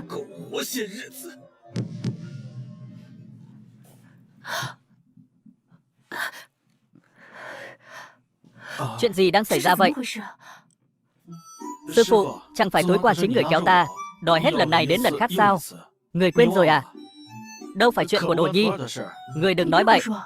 Sao ta có thể như vậy được? Mà sư phụ, tiếng chuông này là có ý gì? Sao lại vang lên không ngừng? Đây là hoán linh chuông của tông môn, dùng để triệu hồi cao tầng của tông môn. Lẽ nào có chuyện rồi? Đợi ta trở về sẽ dọn dẹp ngươi. Lẽ nào nàng không phát hiện ra cảnh giới của mình đã tăng lên đến Nguyên Anh kỳ rồi sao? Nếu không phải tối qua ta hết lần này đến lần khác cung cấp bản nguyên linh khí cho nàng, sao nàng có thể thuận lợi tấn cấp như vậy? Nhưng may mà lần này đã lấy được kiếm tâm ngọc rồi. Tiểu tử, vốn liếng không nhỏ nhì. Biến thái, sướng cũng sướng rồi. Người cũng nên luyện chế phục linh đan cho bản tọa đi. Tiền bối, người vẫn chưa trả lời ta. Người có quan hệ gì với Khinh Tuyết kiếm tiên tiền nhiệm? Chỉ là bội kiếm của cố nhân thôi. Năm đó có chút giao tình với người đó. Giờ người đã chết đảo tiêu rồi, còn gì để nói nữa. Ồ, thì ra hai người đúng là tình cũ không rủ cũng tới. Ngươi còn dám giễu cợt bản tọa nữa, dù phải hồn phi phách tán, bản tọa cũng phải sống mái với ngươi. Đùa thôi mà, chút hài hước cũng không có. Không hổ là Đấu La Thiên Tôn ngạo thế, lại có thủ pháp luyện đan thuần thục như vậy. Phục linh đan dù sao cũng là dược liệu thất phẩm. Tu vi kiếp trước của người rốt cuộc như thế nào? Kiếp trước ta chỉ là một luyện đan sư thần phẩm nho nhỏ. Thần phẩm? Người có biết trên cả đại lục này luyện đan sư thần phẩm đếm trên đầu ngón tay. Tu vi kiếp trước của ngươi lại đạt đến cảnh giới như vậy, nếu không bị gian nhân hãm hại, ta đã sớm phi thăng tiên giới rồi. Cái luyện đan sư thần phẩm nho nhỏ này có gì kỳ lạ? Một tay chế thuốc, còn có dược hương ma mị như vậy. Ngoại trừ ngươi, sợ rằng trên cả đại lục thiên nam này không còn ai có thủ bút như vậy nữa. Uống phục linh đan vào, linh hồn của cô sẽ khôi phục lại đỉnh phong. Đến lúc đó tìm người đoạt xá là được.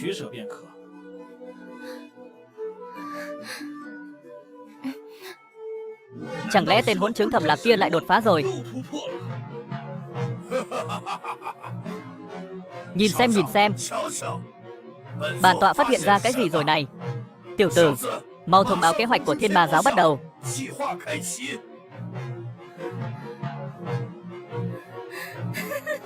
Bản tọa cuối cùng cũng trở lại trạng thái đỉnh phong rồi.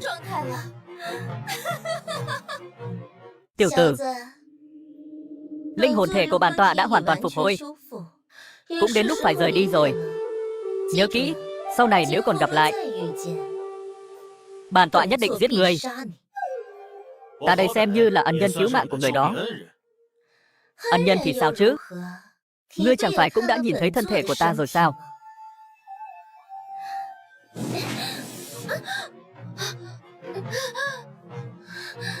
Tiểu tử, ngươi có ý gì đây? Tin ta bây giờ ta giết ngươi luôn không? Ta không biết gì hết.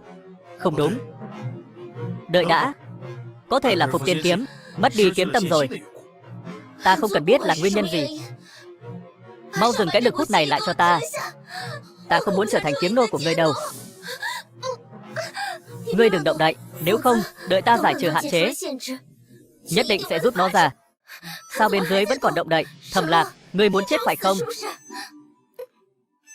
Rõ ràng là người hấp thụ tỏa tâm ngọc, còn trách ta, thân là một người đàn ông, có chút phản ứng cũng là bình thường.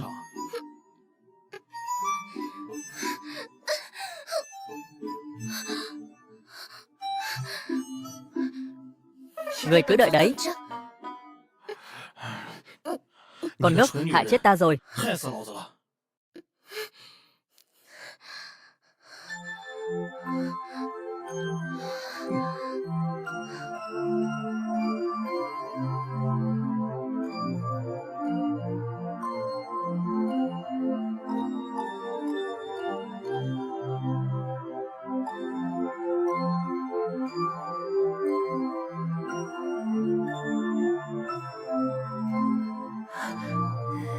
Cũng không biết là phúc hay họa. Thẩm Lạc, hy vọng ngươi có thể giữ lời hứa, không phụ ta, nếu không thì...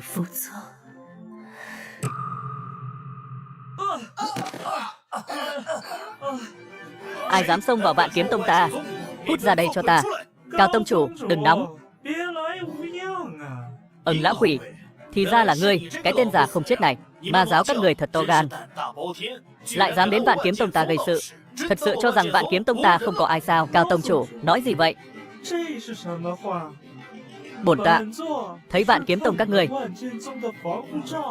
bị phá hủy hết lớp phòng hộ, lo lắng tông các người bị tấn công, nên mới nhanh chóng dẫn người đến chi viện đây. Người lo lắng Vạn Kiếm Tông ta lúc bị diệt vong, không chia được một chén canh nóng hổi sao?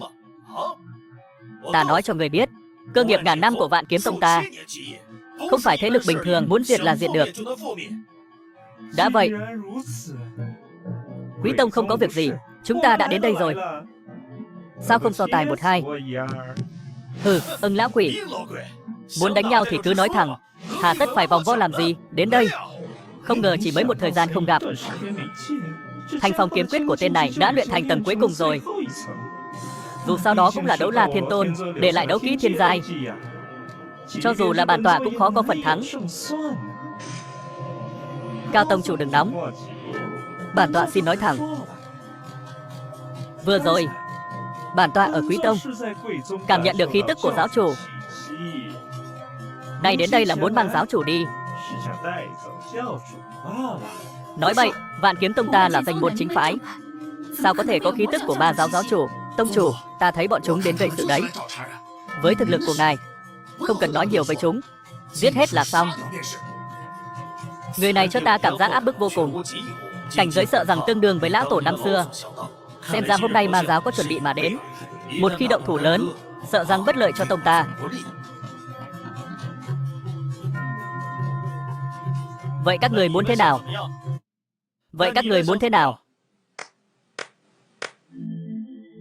Đây là Bổ Thiên Đan. Đây lại là Bổ Thiên Đan cực phẩm. Đây chính là đan dược duy nhất có hiệu quả tăng thọ cho đại năng Nguyên Anh. Một viên đan dược có thể tăng thêm 500 năm nguyên thọ. Ma giáo này thật là mạnh tay. Các phái Nguyên Anh trở xuống của ngươi và ta xuất chiến. Nếu giáo ta thắng, tông các người cho ta tìm kiếm tung tích giáo chủ. Nếu giáo các người thắng, cho 3 viên Bổ Thiên Đan, cứ lấy đi thì sao?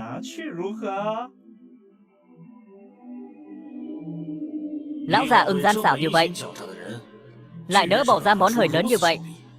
Lẽ nào giáo chủ ma giáo thực sự ẩn náu trong tông môn? Hiện tại lớp bảo vệ vẫn chưa sửa xong. Một khi giao chiến lớn, chắc chắn có người thừa cơ đục nước béo cò. Đồng ý với hắn là được.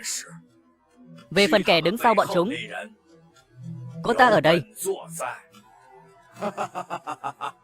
liệu hắn có thể gây ra sóng gió gì chứ? Người nhất quyết 4 viên Bổ Thiên Đan này tặng cho Vạn Kiếm Tông ta. Vậy thì ta xin nhận cho phải phép. Cao Thiên Hải, người đánh giá mình cao quá rồi. Chỉ bằng lũ tép diều các người cũng muốn chiến thắng đám hổ báo của ta sao? Nằm mơ. Ma công mà tu sĩ ma giáo luyện đều tà môn dị thường, vượt cấp khiêu chiến đối với bọn chúng đều là chuyện thường. Chúng ta thực sự có thể thắng sao? Sợ gì? Đừng quên, Lâm sư huynh là cường giả kim đan kỳ đó. Vậy thì để ta thử sức với hắn xem sao. Lát nữa khi sử dụng ma công, đừng quên tìm kiếm tung tích của người kia. Yên tâm. Mụ điên, làm gì vậy? Ngươi tự mình làm chuyện tốt gì? Mình rõ. Cô lại là... Chẳng phải nói đời sống riêng tư của ma đạo rất loạn sao? Ngươi còn dám nói thêm một chữ nào nữa, ta nhổ lưỡi ngươi. Ngươi, vừa nãy chẳng phải cô cũng rất phối hợp sao? Thẩm Lạc, ma giáo xâm nhập tông môn. Nếu ngươi nghe được tin tức, nhanh chóng đến đại sảnh tông môn hội hợp. Cẩn thận, đây là khí tức của Chư Thiên Ma Công bí kíp của ta. Lẽ nào bọn chúng đã tìm đến rồi? Là tin tức của sư phụ. Lẽ nào tông môn xảy ra chuyện rồi? Đáng chết, chẳng lẽ việc ta đột phá trước đây thiên địa dị tượng đã gây chú ý cho ma hồn? Không được, ta phải qua xem. Vãn bối Trương Kỳ, kim đan hậu kỳ đến đây tỉ thí. Ai dám đứng trước mặt ta? Đúng vậy, ta đều là trúc cơ kỳ. Đừng nói tỉ thí, sợ là một chiêu cũng không đỡ nổi. Ta đến. Vạn Kiếm Tông, lẽ nào thật sự không có ai dùng được sao? Một tên kim đan sơ kỳ còn con cũng dám đứng trước mặt ta. Vạn Kiếm Tông, lẽ nào thật sự không có ai dùng được sao? Một tên kim đan sơ kỳ còn con cũng dám đứng trước mặt ta. Ta có thể cho ngươi một cơ hội hối hận. Nếu không một khi bắt đầu tỉ thí, đao kiếm vô tình, bị thương mất mạng, thì đừng trách người khác. Nói nhiều quá, đến mạng đi. Hỏa diễm kiếm pháp.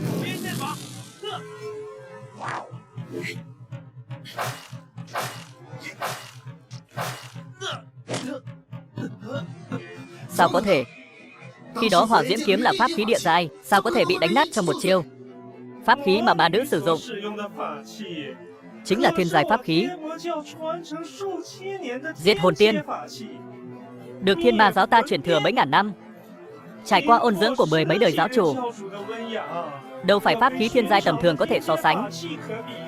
Pháp khí địa giai còn con cũng muốn đấu với ma nữ sao? Hừ, nằm mơ giữa ban ngày. Không ngờ ngươi lại yếu ớt như vậy. Đã như vậy, cái mạng chó của ngươi ta miễn cưỡng nhận lấy vậy. Diệt Hồn Tiên, con xuống trước đi. Con xuống trước đi, để vi sư đấu với hắn. Dạ. Đây chính là sức mạnh của tu sĩ hàng đầu sao? Quả nhiên đáng sợ như vậy. Vừa rồi nếu không phải Doãn trưởng lão kịp thời ra tay, sợ rằng Lâm Ngạo Thiên đã bị truy sát ngay tại chỗ rồi. Chỉ bằng sức mạnh xé rách không gian này, sợ rằng Lâm Ngạo Thiên đã hóa thành hư vô rồi. Cảnh giới kim đan trung kỳ tuy hơi thấp, nhưng cái vuốt vừa rồi của ngươi có một chút thú vị. Chắc hẳn đã đạt đến đại thành rồi. Biết là tốt. Ta là trưởng lão của Vạn Kiếm Tông, Doãn Phi Hành. Nếu Doãn Phi Hành toàn lực thi triển Cầm Long Trảo, trong cùng cảnh giới của thực hiếm có đối thủ, phần thắng cực lớn. Không sai, nếu một tông môn bình thường sở hữu một đấu kỹ địa giai hạng nhất, đã đủ để xưng bá một phương. Huống chi, Cầm Long Trảo của Doãn Phi Hành đã sớm bước vào hóa cảnh, ngay cả ta và những người khác giao chiến với hắn cũng khó chiếm được lợi thế. Doãn trưởng lão nhất định thắng. Lẽ nào Vạn Kiếm Tông của các ngươi đều là loại không biết sống chết này sao? Có một đấu kỹ địa giai mà dám kiêu ngạo trước mặt ta như vậy. Lát nữa ta sẽ cho các người biết thứ mà các người tự hào, nực cười đến mức nào. Linh lực dao động thật đáng sợ. Người này thật sự là kim đan hậu kỳ sao? Vì sao trên người ta lại cảm nhận được áp bức mà chỉ có đại năng nguyên anh kỳ mới có? Mặc kệ, đợi ta đánh bại 3 viên bộ thiên đan kia nhất định có phần của ta.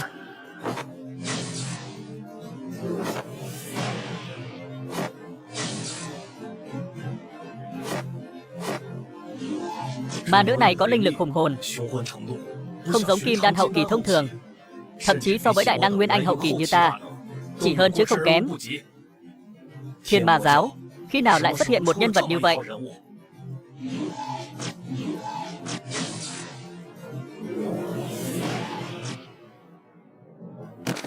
Chỉ là một đốm đóm nhỏ nhoi, cũng dám mơ tưởng so tài với trăng sáng.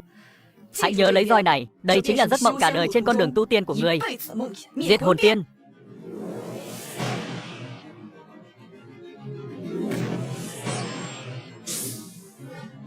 Ngọc Giao, cô. Ta cứu ngươi là vì hai chúng ta cùng một sư môn. Đã là thi đấu, sao lại ra tay độc ác như vậy? Sao lại ra tay độc ác như vậy? Phế vật vẫn là phế vật. Đừng lấy thi đấu làm cái cớ. Mau đỡ ta, con đường tu tiên vốn dĩ là cá lớn nuốt cá bé. Kẻ bại ngã xuống là chuyện quá bình thường. Ngọc Giao tiên tử thật quá ngây thơ rồi. Quá đáng. Đã như vậy, vậy thì để ta làm người tiếp theo khiêu chiến, cho người thấy cái gì gọi là chính đạo. Ta chỉ thấy rằng chỉ một mình Ngọc Giao tiên tử sợ rằng không đủ để ta xem đâu. Hay là thế này đi, ngươi và ngươi nữa, mời 4 vị trưởng lão của Vạn Kiếm Tông cùng ta đối chiến. Thế nào? 4 vị trưởng lão đều là cường giả kim đan hậu kỳ. Ma nữ này dù mạnh đến đâu cũng chỉ là tu sĩ kim đan hậu kỳ, lại dám ăn nói ngông cuồng như vậy, muốn đồng thời khiêu chiến 4 vị trưởng lão. Bạch trưởng lão, ta đến giúp người. Người này không biết lai lịch ra sao. Theo ta biết về Thiên Ma giáo, trong Thiên Ma giáo chưa từng xuất hiện nhân tài tuyệt diễm đến vậy. Chiêu thức tuy tàn độc nhưng lại rất quen thuộc. Chư vị, hãy cẩn thận. Cao tông tổ, ta nghe nói Quý tông gần đây có một người mới nổi lên như vũ bão, nghe nói tên là Thầm Lạc. Nếu ngươi bằng lòng để hắn gia nhập, ta nguyện ý tăng thêm điều kiện. Người này ôm lòng dạ bất chính, sợ rằng muốn thừa dịp này chém giết Thầm Lạc, đoạn tuyệt truyền thừa Vạn Kiếm Tông của ta. Tương lai tiềm lực vô hạn, lúc này tuyệt đối không thể đem ra mạo hiểm. Chỉ cần Quý tông đáp ứng ta, nguyện ý thêm một viên bổ thiên đan. Ma nữ đừng kích động, đừng quên mục đích chuyến đi này. Đừng tưởng rằng bản tọa không biết các người có ý định gì. Ta nói cho người biết, tuyệt đối không thể. Ta đồng ý. Ngươi chính là Thẩm Lạc nổi danh lừng lẫy. Bất quá chỉ là kim đan sơ kỳ, cũng không có gì đặc biệt. Tiền bối, cô ấy chính là Tần giáo chủ Thiên Ma giáo mà người nói. Quả nhiên là cô ta. Nhóc con, thầy ta giết cô ta, băm thây vạn đoạn. Thẩm Lạc, đừng kích động. Cô ta vừa mới liên tiếp đánh bại Lâm Ngạo Thiên kim đan sơ kỳ và Doãn Phi Hành kim đan hậu kỳ. Ngươi một khi gia nhập chúng ta, nếu ngươi không có năng lực, chúng ta không thể phân tâm lo cho ngươi, bất lợi cho trận chiến này. Ta gia nhập các người. À không, ta không muốn gia nhập. Đã như vậy, ngươi hãy ra bên cạnh xem chiến đi. Cái gì mà nhất đại thiên kiêu, ngay cả ứng chiến cũng không dám. Ta thấy Vạn Kiếm Tông các người cũng chỉ có thế, chỉ là một đám hèn nhát vô dụng mà thôi. Ý của ta là đối phó ngươi, một mình ta là đủ. Cần gì phiền đến các vị trưởng lão. Nhóc con, ngươi có phải điên rồi không? Ngươi có biết mình đang nói gì không? Ngươi có biết ngươi sẽ phải một mình đối mặt với một sự tồn tại như thế nào? Ngay cả các trưởng lão kim đan hậu kỳ của các ngươi cũng suýt chút nữa bị ta đánh chết bằng một roi. Chỉ với kim đan sơ kỳ của ngươi mà cũng dám ăn nói ngông cuồng trước mặt ta, thật là nực cười. Thẩm Lạc, ngàn vạn lần đừng kích động. Người này là ma nữ của Thiên Ma giáo, thực lực không thể xem thường. Ngươi hiện tại vẫn chưa có thực lực để đối chiến với Bạch trưởng lão nói không sai. Thẩm Lạc, chúng ta thừa nhận thiên phú của ngươi là vô song. Ngay cả Đấu La Thiên Tôn năm xưa cũng chỉ có thế mà thôi. Nhưng hiện tại ngươi vẫn cần thời gian để lắng đọng và rèn luyện, mới có thể trở thành một nhân vật thiên hạ vô địch. Đa tạ các vị trưởng lão. Tuy nhiên, con đường tu tiên nói về việc ngược dòng mà tiến, nghịch thiên mà hành. Thẩm Lạc ta, nếu không có dũng khí, sao có thể có được cái tầm tất thắng này, xông phá thế gian này, thành tựu vô thượng đại đạo. Nói hay. Không hổ là đệ nhất thiên tài kể từ khi Vạn Kiếm Tông kiến tông. Thẩm Lạc, người cứ mạnh dạn theo đuổi đại đạo của ngươi đi.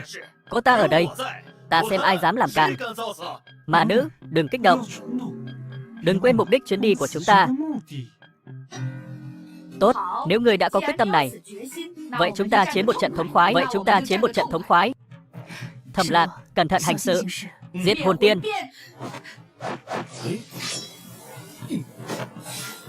Nếu không tận mắt chứng kiến, ta tuyệt đối sẽ không tin vào tất cả những điều này. Quả nhiên không sai, là vô song kiếm thể. Bản tọa không uổng công đến đây. Là thần thể đệ nhất đương thời, cảnh giới cao nhất của vô song kiếm thể chính là Dĩ Thần Hóa Kiếm. Độ cứng rắn của cơ thể sẽ tăng theo sự trưởng thành của kiếm thể. Sức mạnh của nhục thể có thể sánh ngang với pháp khí tiên giai.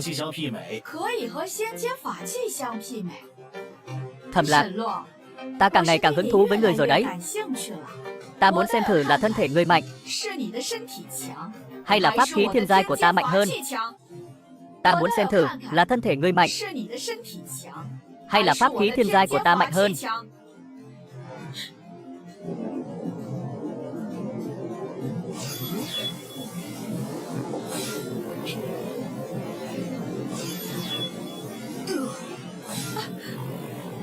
Hắn ta là Đấu La Thiên Tôn năm xưa, thế lực đệ nhất đại lục, người sáng lập Cực Kiếm Tông, là tu tiên giả mạnh nhất toàn bộ Thiên Nam đại lục. Người cũng rất mạnh, mạnh hơn tất cả những người ta từng gặp. Người cũng không tệ. Tiếp theo, ngươi không thể sử dụng cái mai rùa này nữa rồi, phải không? Ta sẽ cho ngươi thấy thực lực thật sự của ta.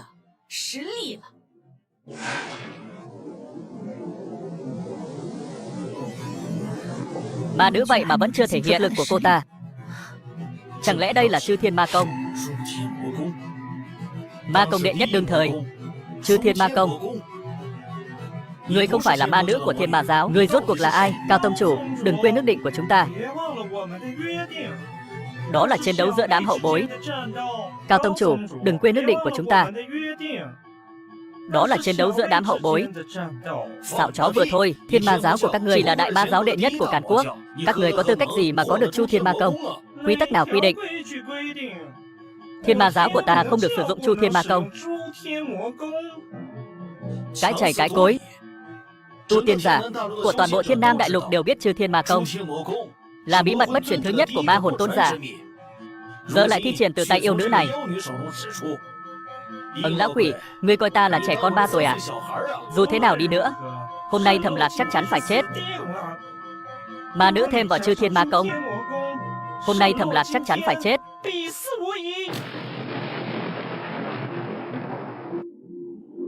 Cường giả luyện hư kỳ này, kiếm khí này không thể tránh được. Lão tổ ra tay rồi. Cái gì mà danh môn chính phái, vẫn là trò lấy lớn hiếp nhỏ. Lại là cường giả luyện hư kỳ. Cao Thiên Hải, ngươi thật sự cho rằng Thiên Ma giáo chúng ta không chuẩn bị gì mà đến sao? Hôm nay Thẩm Lạc chắc chắn phải chết.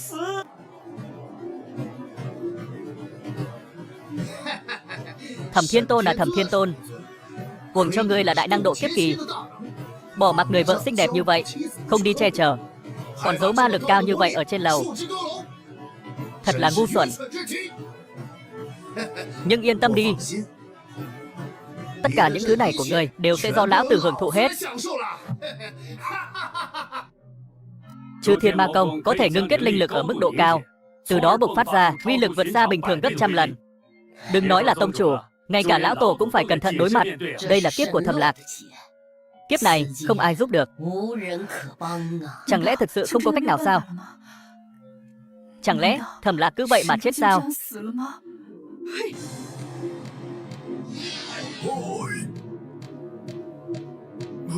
Thẩm Lạc, trấn thủ tâm thần, nhất định đừng bỏ cuộc.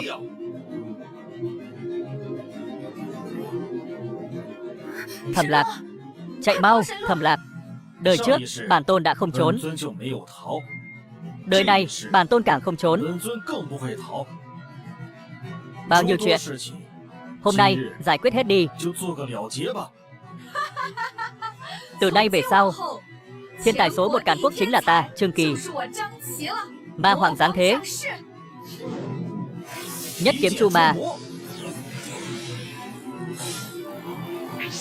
Cái gì mà ma công đệ nhất đương thời, cái gì mà thiên tài ngạo thế, ở trước mặt hắn đều chỉ là phù du, không đáng nhắc đến. Từ xưa đến nay, danh hiệu Đấu La Thiên Tôn chỉ có một người xứng đáng sở hữu, đó chính là hắn, Thẩm Lạc. Từ giờ trở đi, Thiên Tôn ngạo nghễ trên đỉnh cao đã trở lại. Các người cứ chờ xem, chuẩn bị gánh chịu cơn giận của đỉnh cao tu tiên giới đi. Ma hoàng giáng thế.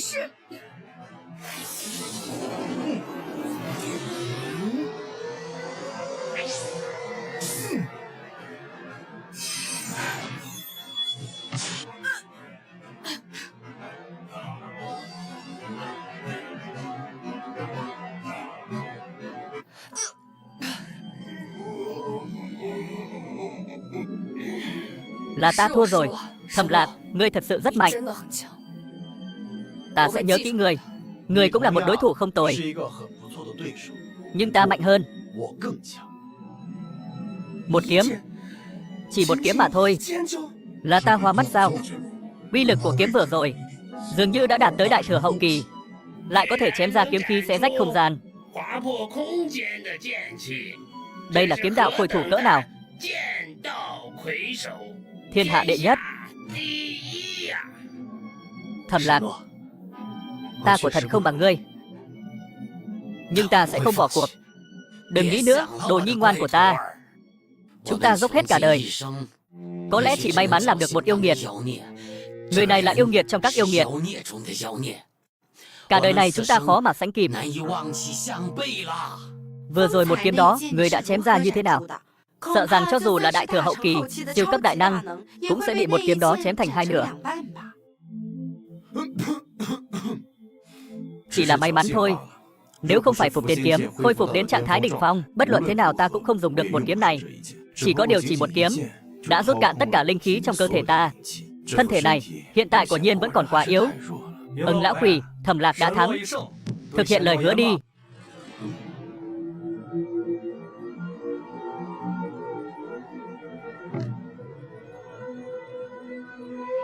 Thẩm Lạc, chết đi.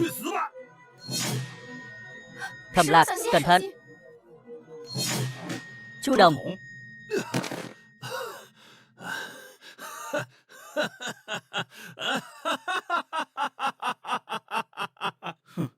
Chu Đồng, sao lại là ngươi? Ngươi xuống hỏi Diêm Vương đi. Vô song kiếm thể.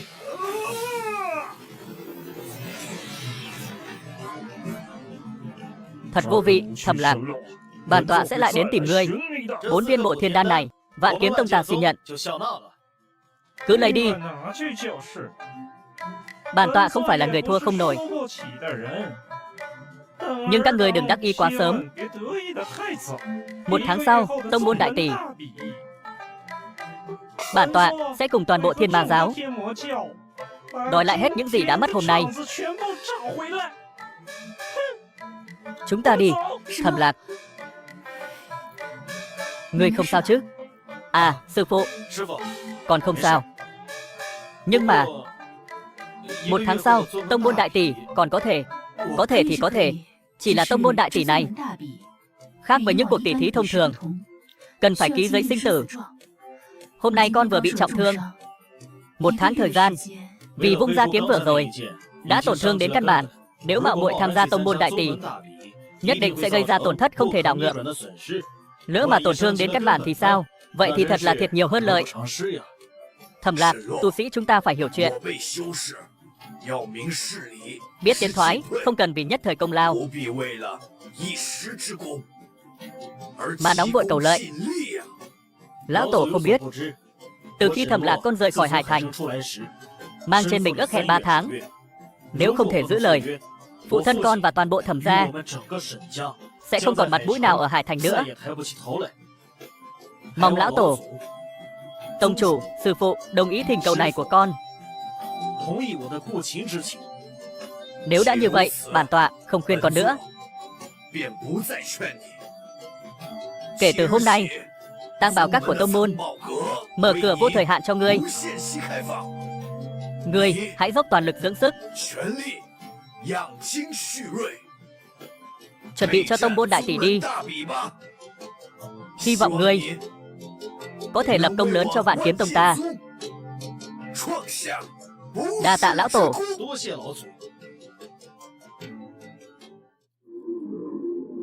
Không ngờ một Vạn Kiếm Tông nhỏ bé lại xuất hiện một người tuyệt diễm đến vậy. Ngay cả bản tọa của Chư Thiên Thần Ma cũng sẽ bị hắn một kiếm chém giết. Nếu không phải Thẩm Lạc nương tay, sợ rằng bổn tọa giáo chủ không cần tự ti. Thẩm Lạc kia cũng chỉ là may mắn thôi. Nếu giáo chủ vừa rồi không ẩn giấu cảnh giới, chỉ bằng hắn một kim đan sơ kỳ, làm sao có thể? Thua là thua, không có gì để biện minh cả. Vâng. Nhưng thuộc hạ vừa rồi cảm nhận được khí tức của Liễu giáo chủ trên thanh kiếm của Thẩm Lạc. Ra là vậy. Dùng linh hồn ký sinh vào kiếm để che giấu khí tức của mình, đúng là việc mà có thể làm. Đã như vậy, giáo chủ, chúng ta có nên khởi động kế hoạch sớm không? Để tránh đêm dài lắm mộng. Không được. Tuyệt đối không được đánh rắn động cỏ, làm hỏng kế hoạch của đại nhân.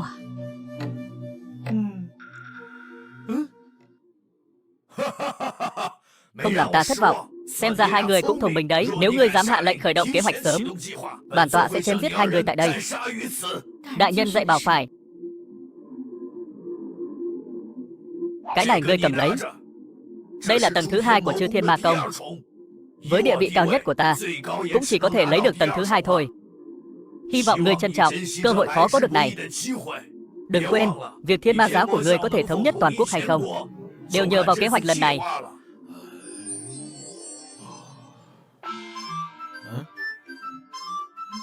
Sư phụ, có chuyện gì không?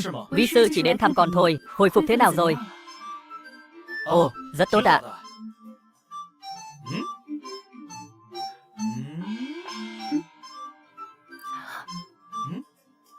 Song tu gì cơ? Song tu, còn có thể nói nhỏ hơn được không? Ta chẳng phải thấy cảnh giới của con chưa đủ sao? Vi sư chỉ muốn giúp con thôi. Ta không muốn con thua cái tên Trần Diệp băng ngạo mạn đó. Không ngờ sư phụ lúc nào cũng lạnh lùng như băng, lại có dáng vẻ nhỏ nhen của phụ nữ như vậy. Sư phụ, cái song tu này cần cả hai bên nam nữ đều tự nguyện và phải toàn tâm toàn ý. Nếu người chỉ muốn đơn thuần giúp Đồ Nhi thì sợ rằng chuyện lớn như vậy sao người không nói sớm? Ôi ôi, thằng nhóc này phúc không cạn nhà. Tiền bối quá lời rồi, ta và sư phụ chỉ là... Bản tọa hỏi ngươi một vấn đề. Nếu ngươi không trả lời thật lòng, bản tọa sẽ cắt lưỡi ngươi làm mồi nhắm rượu. Ngươi nói ta và Bạch Ngọc Giao ai đẹp hơn? Hai vị tiền bối mỗi người một vẻ. Nếu nói kỹ hơn, đương nhiên là tiền bối người hơn một bậc. Coi như người qua cửa.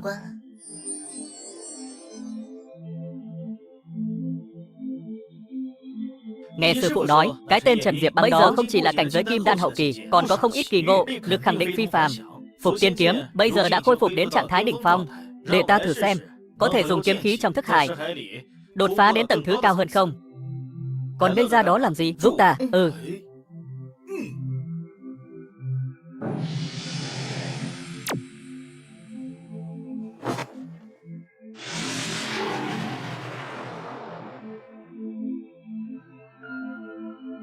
Là hướng Bạch Hải Phong, dao động lớn như vậy, chẳng lẽ lại là Thẩm Lạc? Thằng nhóc đó lại đang lĩnh ngộ thiên giai đấu kỹ. Kể từ khi thằng nhóc này xuất hiện, thiên giai đấu kỹ vật hiếm có ngàn năm mới xuất hiện một lần. Lão Phu thấy không biết bao nhiêu lần rồi, quá quen thuộc rồi. Ai nói không phải chứ? Một đấu kỹ cấp thiên đủ để một tông môn xem như là nền tảng lập tông.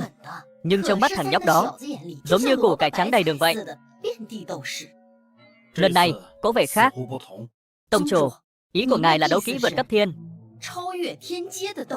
Nói bậy, sao có thể? Trừ phi đấu La Thiên Tôn sống lại, nếu không lão Phu tuyệt đối không tin. Ngươi nói gì? Trong địa phận Càn Quốc xuất hiện dao động của đấu kỹ vượt cấp thiên, các ngươi có nhầm lẫn không? Từ khi ta cảm nhận được dao động, đã lập tức lấy La Nghi ra. Quả nhiên La Nghi mất kiểm soát. Tông chủ, ngài cũng biết, cho dù là đấu kỹ cấp thiên, La Nghi cũng có thể kiểm tra chính xác. Nếu La Nghi mất kiểm soát, vậy chỉ có một đáp án, đó chính là vượt cấp thiên. Hơn nữa, cho dù La Nghi hỏng, vậy thì sao có thể hai cái cùng hỏng một lúc được chứ? Tông chủ, chuyện này tuyệt đối không được lan truyền. Đấu kỹ vượt cấp thiên một khi xuất hiện, đối với đạo tâm của tất cả mọi người đều là một sự trùng kích lớn. Diệp Băng đang đột phá Nguyên Anh kỳ vào thời khắc quan trọng, tuyệt đối không thể ảnh hưởng đến cô ấy. Vâng, ta phải đích thân đi một chuyến, xem rốt cuộc là thần thánh phương nào. Thằng nhóc này làm bà mệt chết đi được. Rốt cuộc là đấu kỹ cấp bậc gì? Một đạo kim tỏa mà lại khó phá giải như vậy.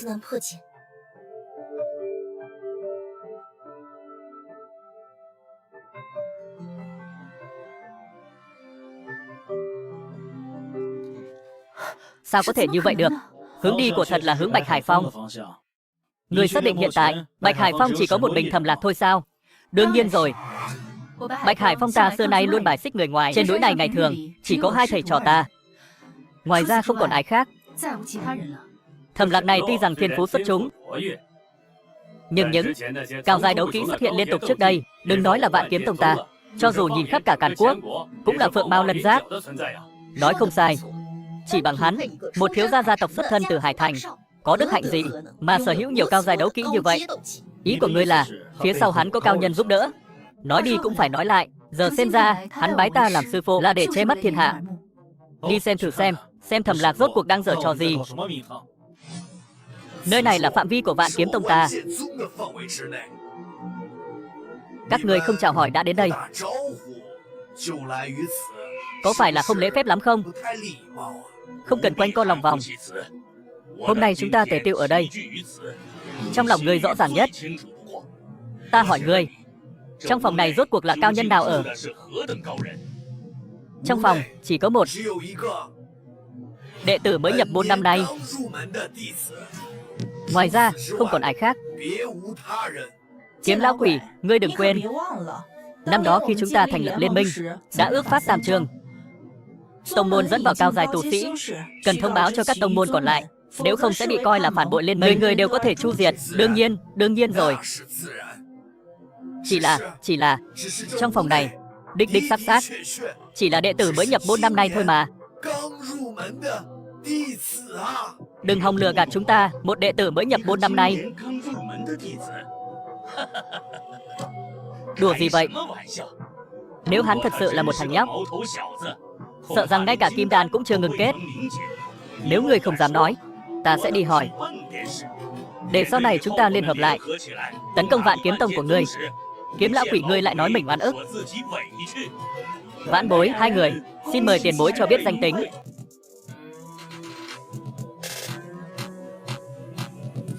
Thằng nhóc này sao còn chưa ra?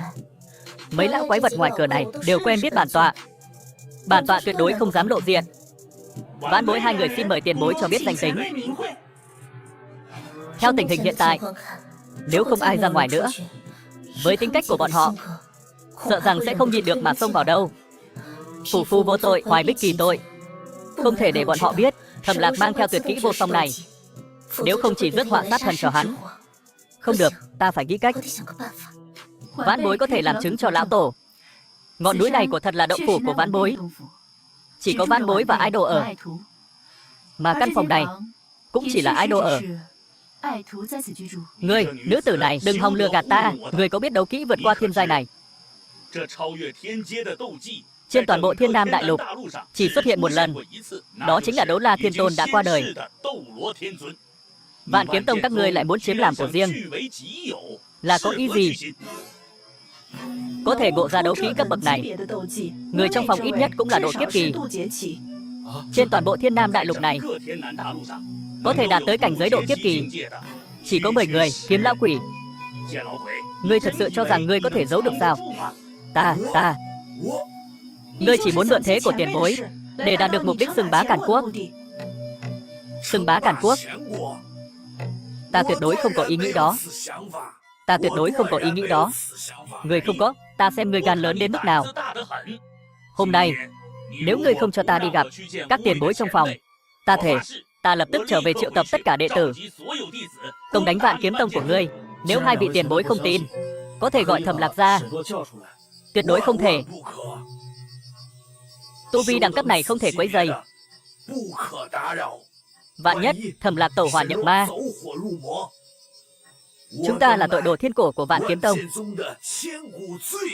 Thẩm Lạc, rốt cuộc ngươi còn bao nhiêu bí mật mà ta không biết? Kiếm lão quỷ, diễn xuất của ngươi khi nào luyện đến mức xuất thần nhập hóa như vậy? Chẳng lẽ ngươi còn định lừa chúng ta? Người bên trong là một thằng nhóc, còn tẩu hỏa nhập ma, thật nực cười.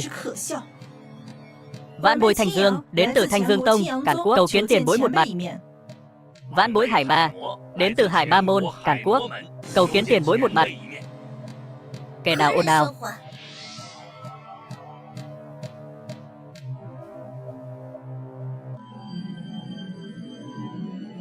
Là ngươi? Ngươi không phải đã bị sư muội của ngươi giết rồi sao? Các ngươi không phải cầu kiến sao? Bản tọa bây giờ sẽ ra, buồn cười. Chưa nói đến dao động linh khí còn chưa biến mất. Nhìn trạng thái linh hồn của ngươi, căn bản không chống đỡ nổi uy năng của đấu kỹ này. Tốt nhất là cút ngay đi. Nhân lúc chúng ta bây giờ còn chưa có hứng thú tính sổ với ngươi, tính sổ với bản tọa. Các người cũng xứng, không giành đôi co với ngươi. Ta đếm 3 tiếng, ngươi lập tức cút cho ta. 3, 2. Các người cũng nên suy nghĩ kỹ đi. Ta đã từ bên trong đi ra. Lẽ nào ta và người bên trong không có quan hệ gì sao? Lẽ nào ngươi đã trở thành tôi tớ của vị tiền bối đó? Nói cho các người biết, vị bên trong kế thừa y bát của Đấu La Thiên Tôn đó, thứ mà hắn đang tu luyện chính là bí mật bất truyền của Thiên Tôn. Nếu là y bát của Thiên Tôn, thì việc sở hữu bảo vật như vậy cũng có thể giải thích được. Ta không tin, người phụ nữ này đã lừa gạt quá nhiều rồi. Ta phải đích thân đi xem. Nếu các người đủ gan thì bước qua giới này đi. Chắc hẳn cảnh giới của vị bên trong các người cũng đoán được. Hắn hiện tại là độ kiếp kỳ. Muốn tiêu diệt mấy người các ngươi chỉ là động ngón tay thôi. Hiện tại là vì tu luyện đấu kỹ, không rảnh phân thân, nên mới phái ta ra để đuổi các ngươi đi. Nếu các ngươi đủ gan thì bước qua giới này đi, hậu quả tự chịu. Ngươi không phải thích đếm số sao? Đếm đi. Ta muốn xem các người có bao nhiêu lá gan mà dám đắc tội một vị đại năng độ kiếp kỳ. Hôm nay Liễu Vô Cực ta sẽ ngồi ở đây, Nhìn cho kỹ, mấy người các ngươi, những đại lão hô mưa gọi gió ở Càn Quốc, đã tự chơi chết mình như thế nào? Làm phiền rồi, vãn bối cáo từ. Lão tổ, vị này là Liễu Vô Cực, giáo chủ của Thiên Ma giáo mấy chục năm trước. Nhưng trong một cuộc xung đột nội bộ, bị sư muội đoạt vị rồi giết chết. Từ đó bặt vô âm tín. Không ngờ nàng lại đi theo vị đại năng này. Đợi đã, vậy Thẩm Lạc thì sao? Hắn không sao chứ? Yên tâm đi, thằng nhóc đó không sao. Nó được vị cao nhân kia thu làm đệ tử chân truyền. Uy năng ghê gớm vậy, cũng là vị tiền bối kia đang truyền thụ bí kỹ cho nó.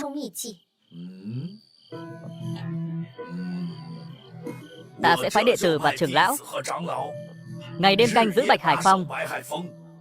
Xin truyền lời đến vị tiền bối kia, ở lại Vạn Kiếm Tông. Cứ yên tâm, chuyện hôm nay tuyệt đối không tái diễn. Như vậy là tốt nhất. Ồ đúng rồi, người dạy dỗ thằng nhóc đó rất tốt. Bản tọa rất thích. Người đúng là thằng nhóc dẻo miệng. Bản tọa giúp ngươi giải quyết một rắc rối lớn như vậy. Xem như đây là tiền lãi đi.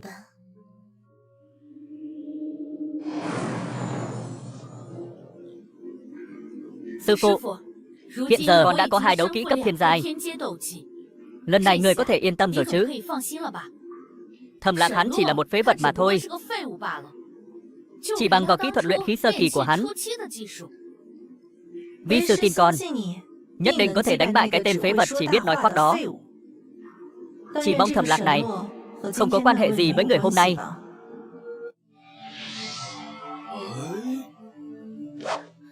Thành rồi. Phá. Cuối cùng cũng thành công. Đây là Huyền Thiên Kiếm Quyết. Khó trách chỉ là phá vỡ phong ấn mà đã có khí tức hùng hậu như vậy. Tương truyền, ngươi chỉ bằng chiêu này một mình độc chiến 5 vị cường giả độ kiếp, còn từng một kiếm chém mở tiên môn.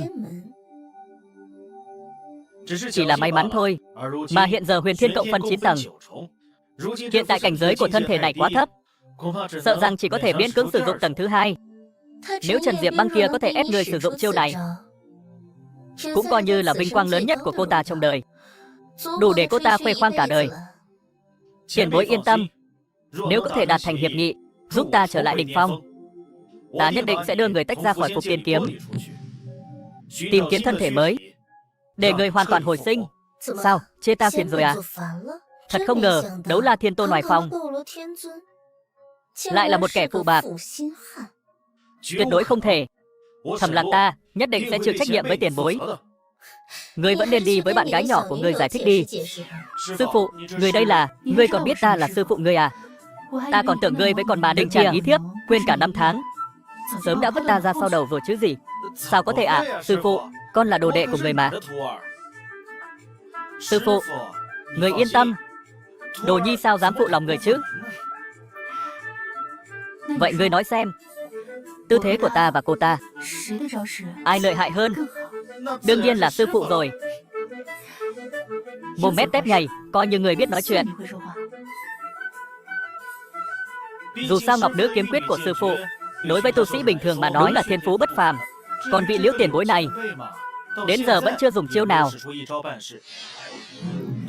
Chỉ là hiện tại, tuy rằng có được y bát của cao nhân, nhưng mới chỉ 1 tháng, sợ là rất khó trưởng thành. Ta rất lo lắng cho thắng thua của ngươi. Ta nghe nói Trần Diệp Băng kia giờ đã mơ hồ chạm đến cảnh giới Nguyên Anh, còn mang theo nhiều đấu kỹ cao dài. Ôi sư phụ, người yên tâm đi, đệ tử nhất định sẽ bế quan tu luyện thật tốt, và đại tỷ thí tông môn 1 tháng sau nhất định sẽ không phụ sự kỳ vọng của sư phụ.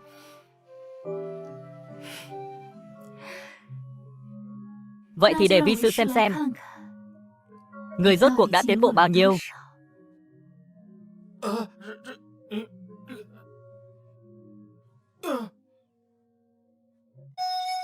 Cửu Thiên Huyền Lôi Hóa Kiếm vi nhất, chư thiên vạn đạo duy ngã độc tôn.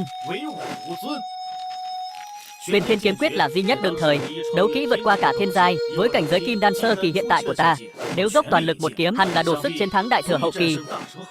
Trần Diệp Băng, một kiếm này mấy ngàn năm công lực, hỏi ngươi có đỡ được không?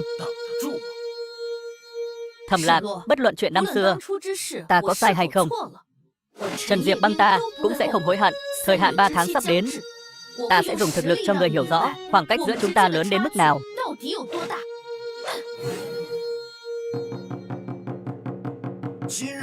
Là tông môn đại tỷ hàng năm của Càn Quốc ta. Tỷ thí là thủ lôi đài, người thủ đến cuối cùng là người đứng đầu, mà người đứng đầu có thể nhận được một viên hóa anh đan. Không ngờ phần thưởng hôm nay lại là hóa anh đan, đó là thứ có thể tăng cao đáng kể nâng nguyên anh. Đúng vậy, chỉ là hôm nay thiên tài ở đây rất nhiều, không biết ai có thể có được hóa anh đan đó đây. Hải Ma môn Đường Hải xin chỉ giáo. Hải Ma môn Đường Hải xin chỉ giáo. Sao rồi? Thẩm Lạc sao còn chưa đến? Ta trước đó đã hỏi hắn rồi, hắn chỉ nói ngày đại tỷ sẽ tự đến hiện trường. Hiện tại đại tỷ đã bắt đầu, nhưng ta vẫn chưa thấy người đâu. Đợi thêm chút nữa đi, hắn sẽ đến thôi. Thanh Dương Tông Trần Diệp Băng xin chỉ giáo. Thanh Dương Tông chẳng lẽ không còn ai, lại phái một nữ tử lên cùng ta so tài? Thôi vậy, xem ra hôm nay là không ai có thể khiến ta tận hứng rồi. Rút kiếm đi, chỉ bằng ngươi còn chưa xứng để ta rút Phong Tuyết kiếm. Đường Hải là thiên tài trăm năm khó gặp của Hải Ma môn. Nghe nói không chỉ tuổi còn trẻ, đã đạt đến kim đan trung kỳ. Hắn đã có được pháp khí truyền thế của Hải Ma Vương, lưỡi hái Hải Ma Tử Thần. Trần Diệp Băng này lại dám khinh thường hắn như vậy. Đúng vậy, tương truyền lưỡi hái Hải Ma Tử Thần này là pháp khí địa giai thượng phẩm, có thể thay đổi địa hình, thật đáng sợ. Ta thấy Trần Diệp Băng này hôm nay phải chịu khổ rồi, lại dám coi thường ta như vậy. Ngươi tự tìm đường chết.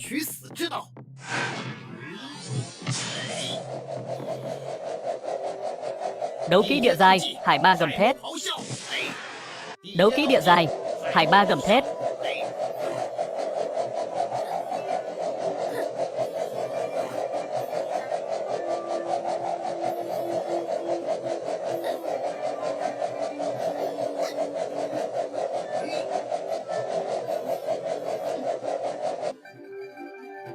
Lại là Hải Ma gầm thét.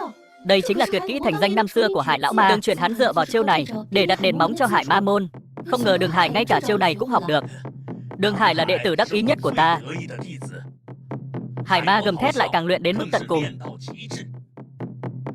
Nếu đệ tử của ngươi bị nó đánh chết, đừng trách ta. Hãy chờ xem. Đây chính là cái giá cho sự ngạo mạn của ngươi. Kiếm khí thật sắc bén. Sợ rằng trong thế hệ trẻ tuổi ở Càn Quốc hiện nay không ai có kiếm thuật hơn được hắn. Xem khí thế này, Trần Diệp Băng này hẳn là đã đạt đến bán bộ nguyên anh. Nhìn cho kỹ, một kiếm này sẽ chặt đứt con đường tu tiên của ngươi. Từ nay về sau, cảnh giới của ngươi sẽ dừng lại ở đây.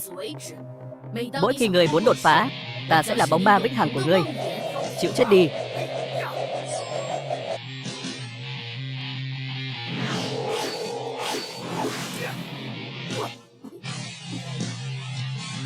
Bởi vì bán bộ nguyên anh cũng có sự khác biệt. Còn ai nữa? Kiếm Lão Quỷ. Thẩm Lạc, đệ tử mới của Vạn Kiếm Tông các ngươi, không phải có ước hẹn 3 tháng với Diệp Băng của chúng ta sao? Sao không gọi hắn ra ứng chiến đi?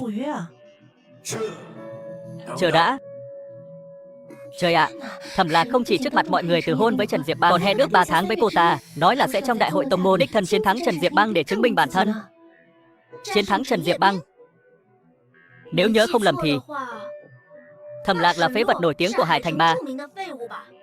Ngoài thực lực, chỉ trệ lâu dài ở luyện khí sơ kỳ, chỉ còn lại ưu điểm là cứng miệng thôi. Không phải sao? Các người nói bậy. Thẩm Lạc không phải là người như vậy. Không phải người như vậy. Vậy thì bảo hắn ra đây ứng chiến đi. Đúng vậy.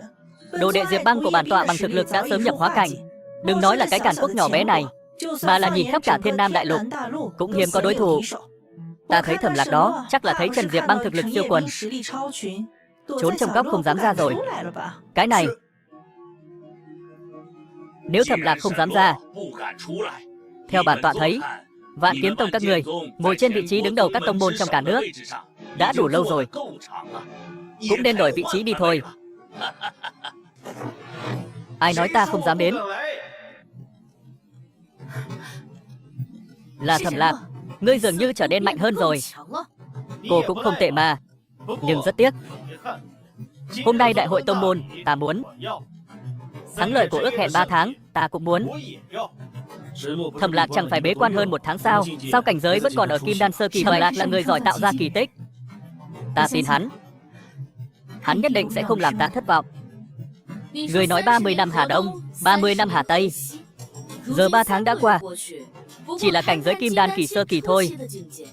Người nghĩ rằng với đẳng cấp như người cũng xứng đứng trước mặt ta sao? Thắng cô, Kim Đan kỳ là đủ rồi. Nông cuồng.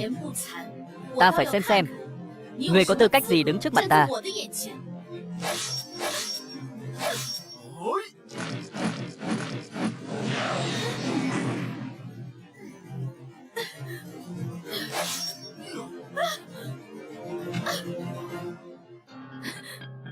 Đây là vô song kiếm thể.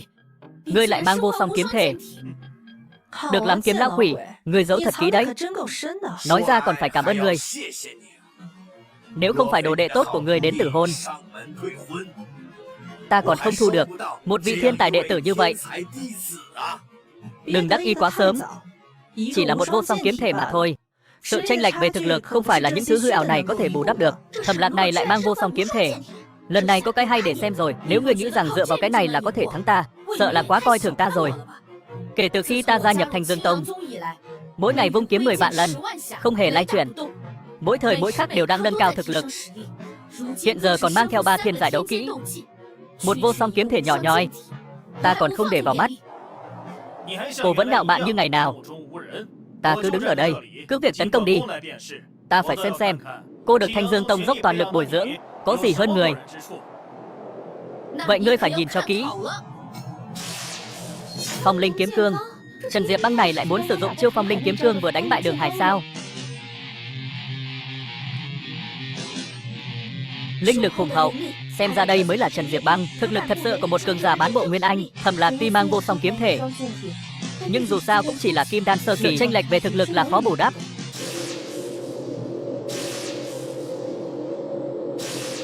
Kiếm lại. Nếu bản tọa không nhìn lầm, Thẩm Lạc cầm trong tay hẳn là tiên giai pháp khí. Cũng không biết kiếm trong tay idol của ngươi so với pháp khí tiên giai của ta thì thế nào nhỉ? Từ khi Đấu La Thiên Tôn Tiên qua đời, bản tọa chưa từng nghe nói ai có được pháp khí tiên vị. Một Kim Đan sơ kỳ nho nhỏ sao có thể có được pháp vật như vậy? Các ngươi còn nhớ không? 1 tháng trước, ở Vạn Kiếm Tông, cảm nhận được vị tiền bối kia không? Ý của ngươi là hắn có được truyền thừa của vị kia? Tuyệt đối không thể. Dù hắn là vô song kiếm thể, cũng không thể khiến một cường giả độ kiếp kỳ ưu ái. Các ngươi đừng nhầm lẫn. Vừa rồi, bản tọa đã cẩn thận cảm ngộ một chút luồng kiếm khí sắc bén kia, phát hiện với luồng khí tỏa ra từ vị tiền bối hôm đó gần như trùng khớp. Các người nói vậy? Tiểu tử này quả nhiên có khí thế thiên hạ vô song. Một Kim Đan sơ kỳ nho nhỏ sao có thể cho ta cảm giác như vậy? Cảnh giới của hắn đúng là Kim Đan mà. Có gì khó? Tương truyền, trên đại lục có một vài bí thuật huyền diệu, có thể ẩn giấu cảnh giới thật sự của mình. Nói không chừng vị tiền bối kia đang ẩn giấu thực lực của mình. Thẩm Lạc, thì ra ngươi luôn ẩn giấu thực lực của mình.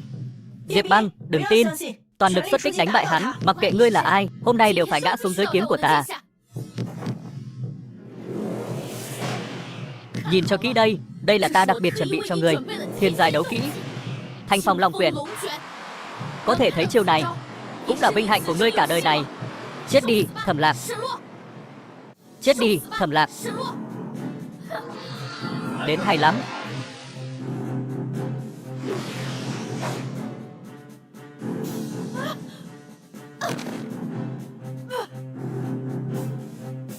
Sức mạnh thật đáng sợ. Chiêu này còn hơn chiêu vừa rồi gấp mấy trăm lần. Đây thực sự là một bán bộ Nguyên Anh thi triển ra đấu kỹ sao? Tiếng rồng gầm này như thật. Uy lực của chiêu này sợ rằng đã sớm vượt qua chủ Nguyên Anh kỳ. Là Thẩm Lạc thắng rồi. Hắn lại có thể ngay cả chiêu đấu kỹ thiên giai thứ hai của Trần Diệp Băng yêu nghiệt giải được. Thiên tài yêu nghiệt như vậy, tương lai nhất định sẽ được ghi vào lịch sử tu tiên của Thiên Nam Đại Lục. Cô thua rồi.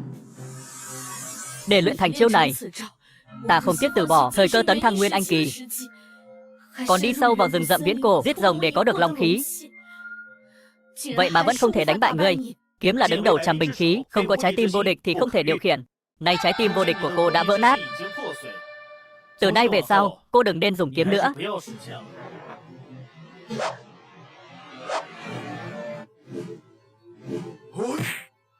Chuyện của tiểu bối, tự có tiểu bối giải quyết.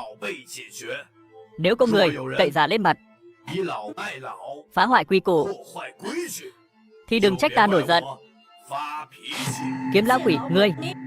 Sư phụ, là con sai rồi. Từ nay về sau, con nguyện ý vì hắn Thẩm Lạc sai khiến, làm nô làm tỳ, tuyệt không oán hận.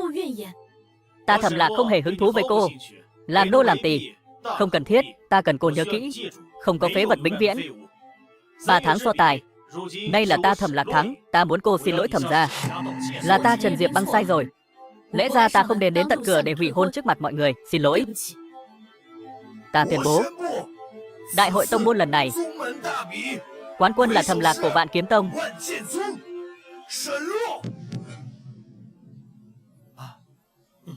Thẩm Lạc, đây là những gì ngươi xứng đáng có được. Thẩm Lạc, chúc mừng ngươi.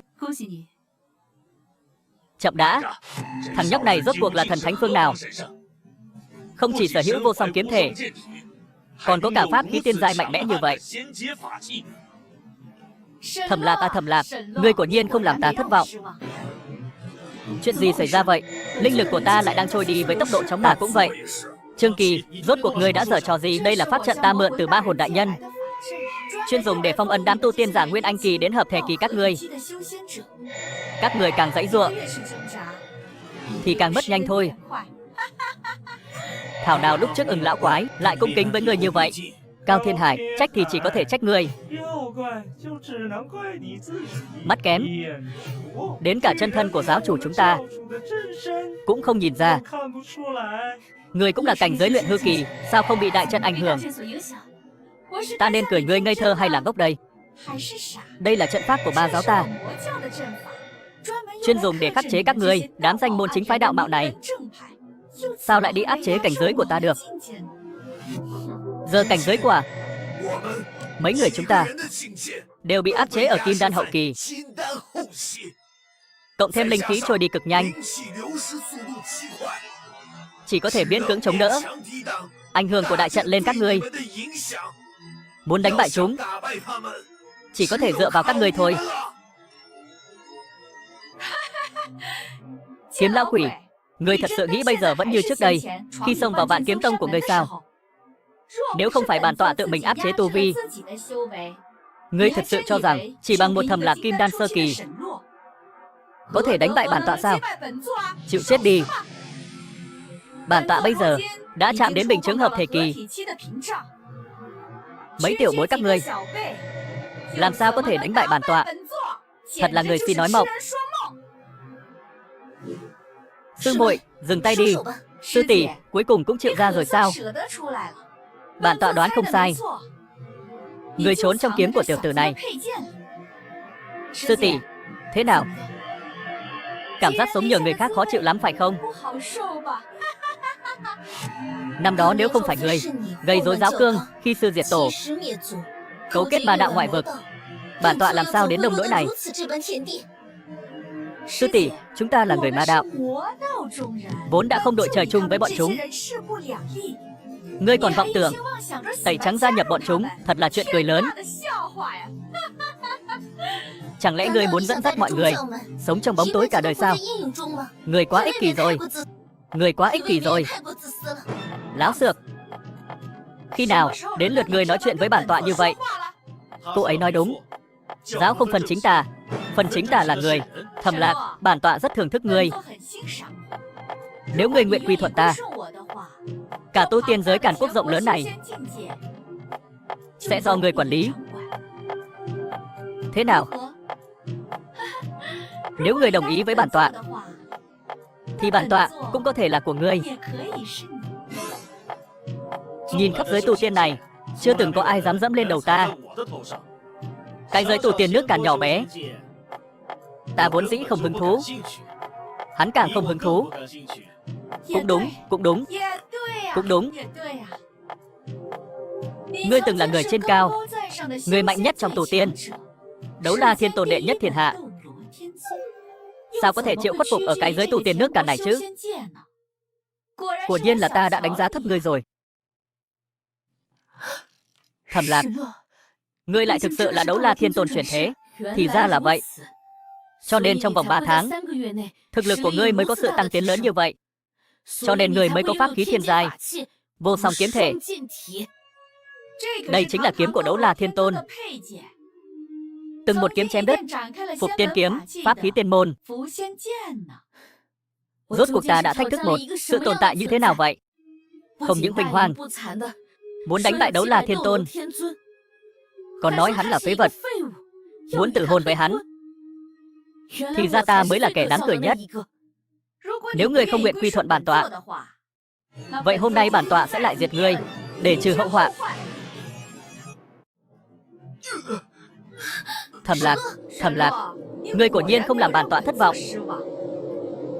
Ngoài ngươi ra, những người ở đây, bản tọa không nghĩ ra còn ai có thể đỡ được chiêu này. Lẽ nào chúng ta không có cách nào tránh khỏi, chỉ có thể mặc nàng ta chém giết sao? Chư vị, ta còn một kiếm, nhưng ta cần chút thời gian. Ngươi cứ chuyên tâm thi triển đi, ta cản lại. Các ngươi coi bản tọa là kẻ ngốc sao? Thẩm Lạc, chiều tiếp theo của bản tọa, ngươi còn đỡ được không? Chư Thiên Ma Công tầng thứ 2. Thẩm Lạc, tội của ngươi hôm nay, vi sư ngày khác sẽ tính sổ với ngươi. Ngươi đừng hiểu lầm, ta không phải vì cứu ngươi, chỉ là vì cứu chính ta mà thôi. Thật cảm động. Nhưng đáng tiếc, chiêu này của bản tọa đủ để khai sơn đoạn giang, hủy thiên diệt địa. Thật cảm động, nhưng đáng tiếc, chiêu này của bản tọa đủ để khai sơn đoạn giang, hủy thiên diệt địa.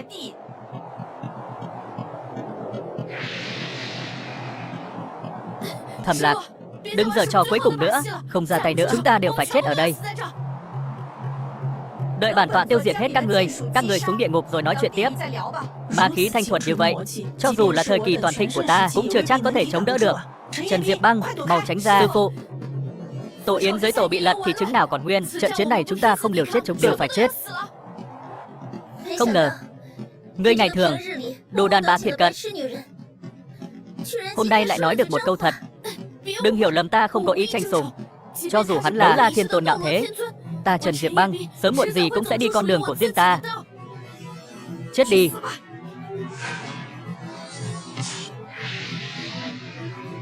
Thẩm Lạc, ngươi nhanh lên, ngươi không nhanh, chúng ta sẽ chết ở đây. Từ nay về sau, Thiên Nam Đại Lục không còn Đấu La Thiên Tôn. Thẩm Lạc, đợi bản tọa dùng chiêu này diệt nguyên thần của ngươi, thiên phú yêu nghiệt vô song của ngươi và vận khí tuyệt thế. Bản tọa sẽ dùng trận pháp này hấp thu hết. Hôm nay không ai có thể ngăn cản giáo chủ đoạt lấy khí vận tối cao, lên ngôi chí tôn. Cửu Thiên Huyền Lôi, hóa kiếm làm một. Đây chẳng lẽ là thứ hắn luyện trong phòng đấu kỹ vượt qua thiên giới sao? Quả nhiên là Huyền Thiên Kiếm Quyết, chỉ rút kiếm thôi mà uy lực đã như vậy. Chư thiên vạn đạo, duy ngã độc tôn, kiếm khí tung hoành 3 vạn dặm. Một kiếm hàn quang, thập cửu châu. Kiếm pháp lăng lệ, tuyệt luân như vậy. Thế gian hiếm thấy. Thế gian hiếm thấy à? Dù mạnh như ta, bị kiếm này chém trúng, cũng khó tránh khỏi chỉ lo thân mình thôi. Đây chính là Đấu La Thiên Tôn đỉnh phong nhất, gần tiên nhất của Thiên Nam Đại Lục năm xưa.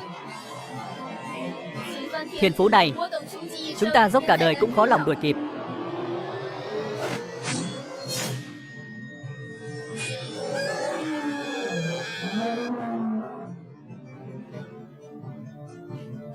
Thẩm Lạc, chúng ta thắng rồi. Qua trận chiến này, dù Càn Quốc không biết thân phận thật sự của Thẩm Lạc ngươi, cũng sẽ khen một câu tuyệt thế thiên tài. Thật thú vị. Thẩm Lạc, ta ở Vạn Kiếm Tông chờ ngươi.